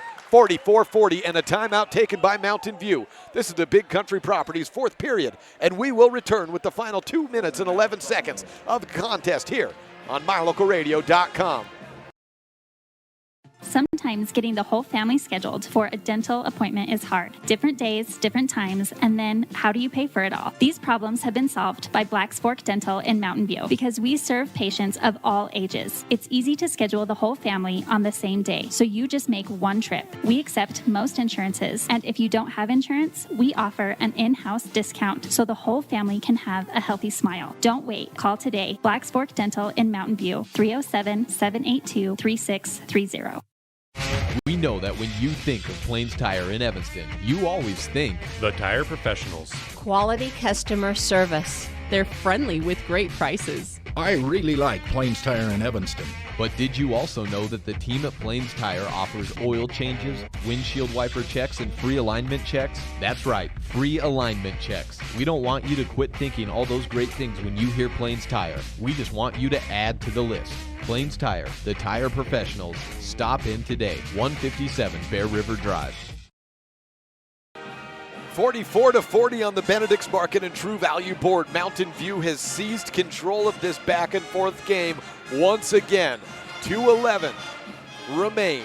This is the Big Country Properties fourth period. Evanston basketball. Home white jerseys. Burke Thomas inbounds to Dawson Crofts, moving from right to left. Over to the right wing, it's Jagger Mitchell with the ball, then to Ellingford. Ellingford's been held quiet in the second half, does not have a field goal, just is 4 of 4 from the free throw line. Crofts tries to drive under the basket, ends up hitting the bottom of the backboard, and then falls down to the ground. Mountain View ball. Kimball Matson on the right corner, being stabbed at by Burke Thomas. He dribbles out to the right side, back by the Evanston lettering, then back to the baseline. Blumel. Head fake by Hunter Meeks with the basketball, backs up, 1:37 left. Walk gets the handoff from Hunter. He's at the jump circle. 1:30, 90 seconds to go, and a 4-point lead for Mountain View. Evanston at 0-10, Mountain View at 7-3, trying to spoil the Red Devil Gymnasium home opener for these boys. Out to the left side, it's Kimball Matson with the basketball. Walk was calling for it, he was open. He's calling for it again, and Luke Branson is fouled by Burke Thomas. So I think we got a foul call from Coach Cornea trying to keep it out of the hands of Braden Walk. And we are getting down to that point where Mountain View is running some clock. I think if Walk gets the ball, he's firing, especially with how open he was there. He's got a quick shot. He has 3 triples in the fourth quarter alone, 20 in the game. First free throw good by Luke Branson. Let's go ahead and hand out your Dr. McKay Franklin Precision plays of the game. First to Walk with the fourth quarter shooting, put Mountain View back in it. And then we give one to Luke Branson as he misses the second free throw. Evanston basketball, we'll give the reasoning for that momentarily. Dawson Crofts at the wing. Goes behind the back to the free throw line. Pass into Ellingford. Still looking for his first field goal of the second half. He is fouled. And there's a couple of players out there. No, it's just out of bounds. No foul. That could have been number 5 on Hunter Meeks. He was in the neighborhood. Still, it's just clean. Giving it to Luke Branson for the nice return after missing Saturday's games. He's been a big part of today's game. Win or lose, Branson's had a good game. 5 points for him. Played some solid defense. 1:04 left, and a foul comes in on the inbound. Mountain View back to the free throw line. It's Hunter Meeks shooting. 45-40 on the Benedict's Market and True Value board. Luke Branson most recently went 1 of 2 from the line for Mountain View. Meeks is 2 of 2 in the game. 13 points make it 14 for Hunter. After 9 o'clock, 9:08 p.m. in Evanston, Wyoming. Enter Uinta County rivalry, Mountain View and Evanston. Meeks to give Mountain View a 7-point lead. Cannot. It's 46-40. Mountain View, Evanston basketball. Timeout taken by the Red Devils, I believe. 1:03 left and 46-40 the score. In the Big Country Properties fourth period on a First Bank presentation of Mountain View basketball on MyLocalRadio.com. A common thread, no matter where you live in Wyoming, is that if you're heading somewhere, it's probably going to be a while until you get there. A lot can go wrong on these long road trips across this great state. And if you ever find yourself broke down on the side of the road, it's time to call Glade Erickson at Bridger Valley Motor to come pick you up, day or night. Bridger Valley Motor offers 24-hour towing services. If you need a tow, you need to call Glade on his cell phone at 307-780-3280. Bridger Valley Motor is here to pick you up if your lift ever lets you down. 307-780-3280. Full timeout taken here, 46-40 on the Benedict's Market and True Value board. Evanston about out of time here. 1:03 left. They do have the ball coming out of the break. It's a full two-possession game. Three-pointers today for Evanston have been scarce. Jagger Mitchell hit one in the third period, and that was the only one other than Burke Thomas's, which came in quarter number one. Burke Thomas, Dawson Crofts, Casey Perriman, Jagger Mitchell, and Mason Ellingford on the court for Evanston. For the defending Mountain View Buffs, Kimball Matson, Luke Branson, Braden Walk, Brigham Blumel, and Hunter Meeks. Meeks playing with 4 fouls. Crofts across the timeline from right to left. For Evanston, turnaround three, ball by Thomas, misses shy. Thought they might try to run a play for Thomas, they did, but it missed. Rebound into the hands of Mountain View. Braden Walk holding on to it, 45 seconds. He's trying to race out of a double-team trap. Behind the timeline still, Kimball Matson takes it across. Up ahead, Branson, left side to Blumel to Meeks for the open layup. It's 48-40. A three-possession game, 30 seconds left, and Mountain View on top by 8. 25 seconds to go. Evanston basketball, Burke Thomas to Crofts. He controlled the third period. Double clutch shot, fouled, headed to the line. Evanston needs a miraculous finish here in the final 20 seconds to avoid falling to 0-11. Braden Walk claps his hands together at half court. Everyone from Mountain View said coming into this game, you know all year long Evanston's had this game circled as a win. They put it as their home opener, and they were counting it. Mountain View took that personally. And it's shown today. It's been a clean game, but a physical one on both sides. 20.6 left, and Crofts misses his first free throw.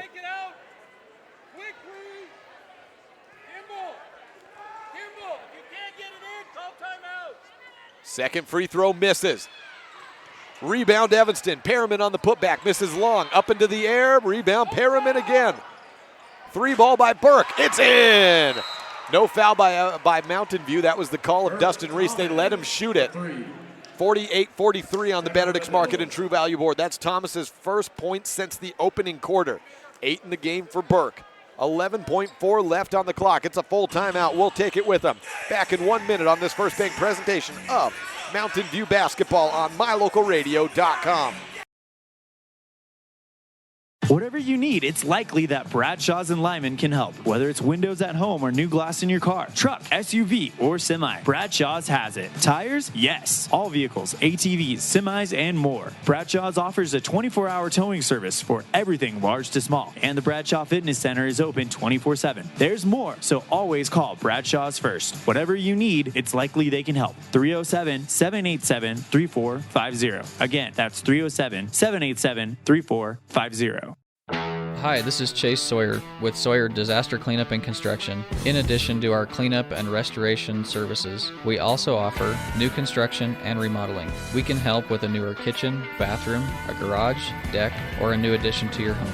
We provide accurate, itemized estimates with no hidden fees or extra charges, and we complete each job to 100% of your satisfaction. Call us today at 3. Back in the fourth quarter, and an inbound by Mountain View went out of bounds. Last touched by Evanston. The Evanston bench is livid.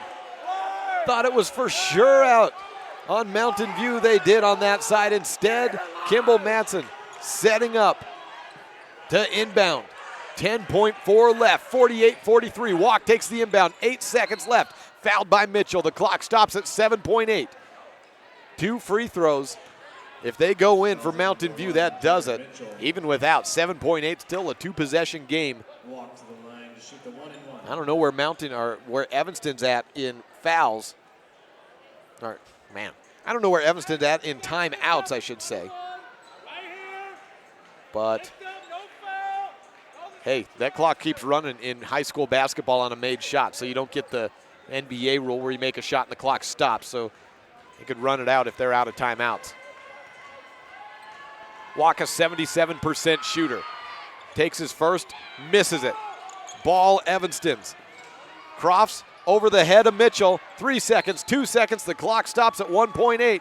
Mountain View has come into Red Devil Gymnasium on a January Friday night and will walk away victorious. Evanston still in search of their first win of the season. Mountain View up to 8-3. The buzzer shows zeros, and Mountain View walks away with the win on this First Bank presentation of Buffs basketball on MyLocalRadio.com. The best place to stay when you're in Casper, Wyoming is the Come On In Hotel and Suites.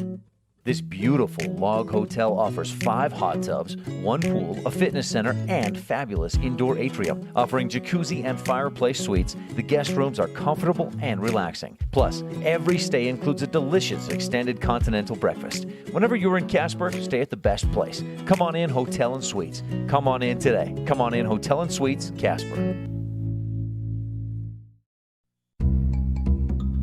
Sure, I look cute now, but when my owner lost his job, it was rough. I was living on the street, and one night, me and this Cocker Spaniel got into it so bad, I wound up looking like an ice cream cone. I cried a little bit, but thankfully I got rescued, so I'm running, I'm jumping, all back to my old self, and I'm ready to give unconditional love, even if you put a lampshade on my head.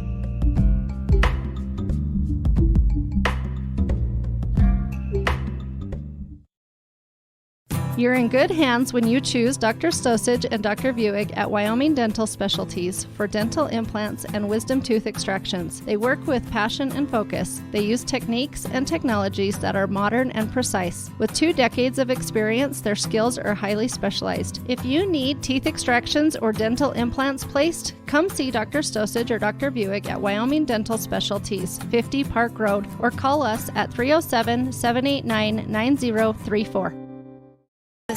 Well, the final score has already been taken off the board. You know that's when it's one of those nights in a hometown. They immediately put the board let it go silent. 48-43 the final on the Benedict's Market and True Value board, led by Mountain View's Braden Walk with 20 points off of 6 3-pointers in the game. 16 points also added in by Hunter Meeks, 5 from both Luke Branson and Brecken Barnes, and 2 by Brigham Blumel, who was in foul trouble a lot of the night. On the Evanston side, 12 points by Mason Ellingford leads it, followed by Dawson Crofts with 11. 6 by Burke Thomas. No, make that 8 by Burke Thomas. He hit a 3 late in the game, so 3, 6, 8. There you go. 5 points by Casey Perriman and 3 from Jagger Mitchell. 5 from David Baxter, who fouled out with 2:11 left in the fourth quarter. Mountain View wins it 48-43. We already mentioned this, but one more time, the Dr. McKay Franklin Precision plays of the game. Luke Branson, a nice return for the young man. The junior jumped back in, did not start today, but had a good game, contributed 5 points and helped lead along this Mountain View victory to drop Evanston down to 0-11 on the season. Mountain View improves to 8-3. So that is one of them. The other Dr. McKay Franklin Precision play of the game is Braden Walk with his 3 triples. We told Boyd Child we'd get out of here early, so we'll take the broadcast off right now and say thank you for listening to this First Bank presentation of Mountain View basketball on MyLocalRadio.com. 5:30 tomorrow, the Lyman Eagles tip off against the Evanston Lady Red Devils. 7 o'clock for the boys. We'll be on air about 5 p.m. See you then.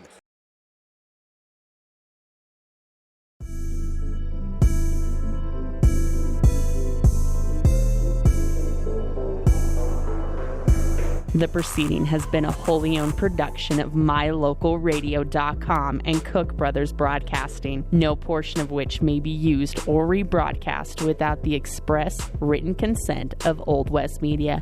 Today's executive producer is Val Cook.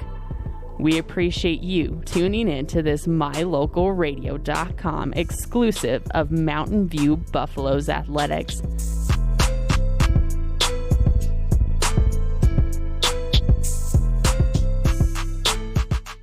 We would like to take a moment to thank all of our sponsors and partners who make this all possible. And of course, thank you for tuning in. Check out our website for more information about future Mountain View broadcasts, or like us on Facebook to stay up to date with the games. Until next time, go Buffs!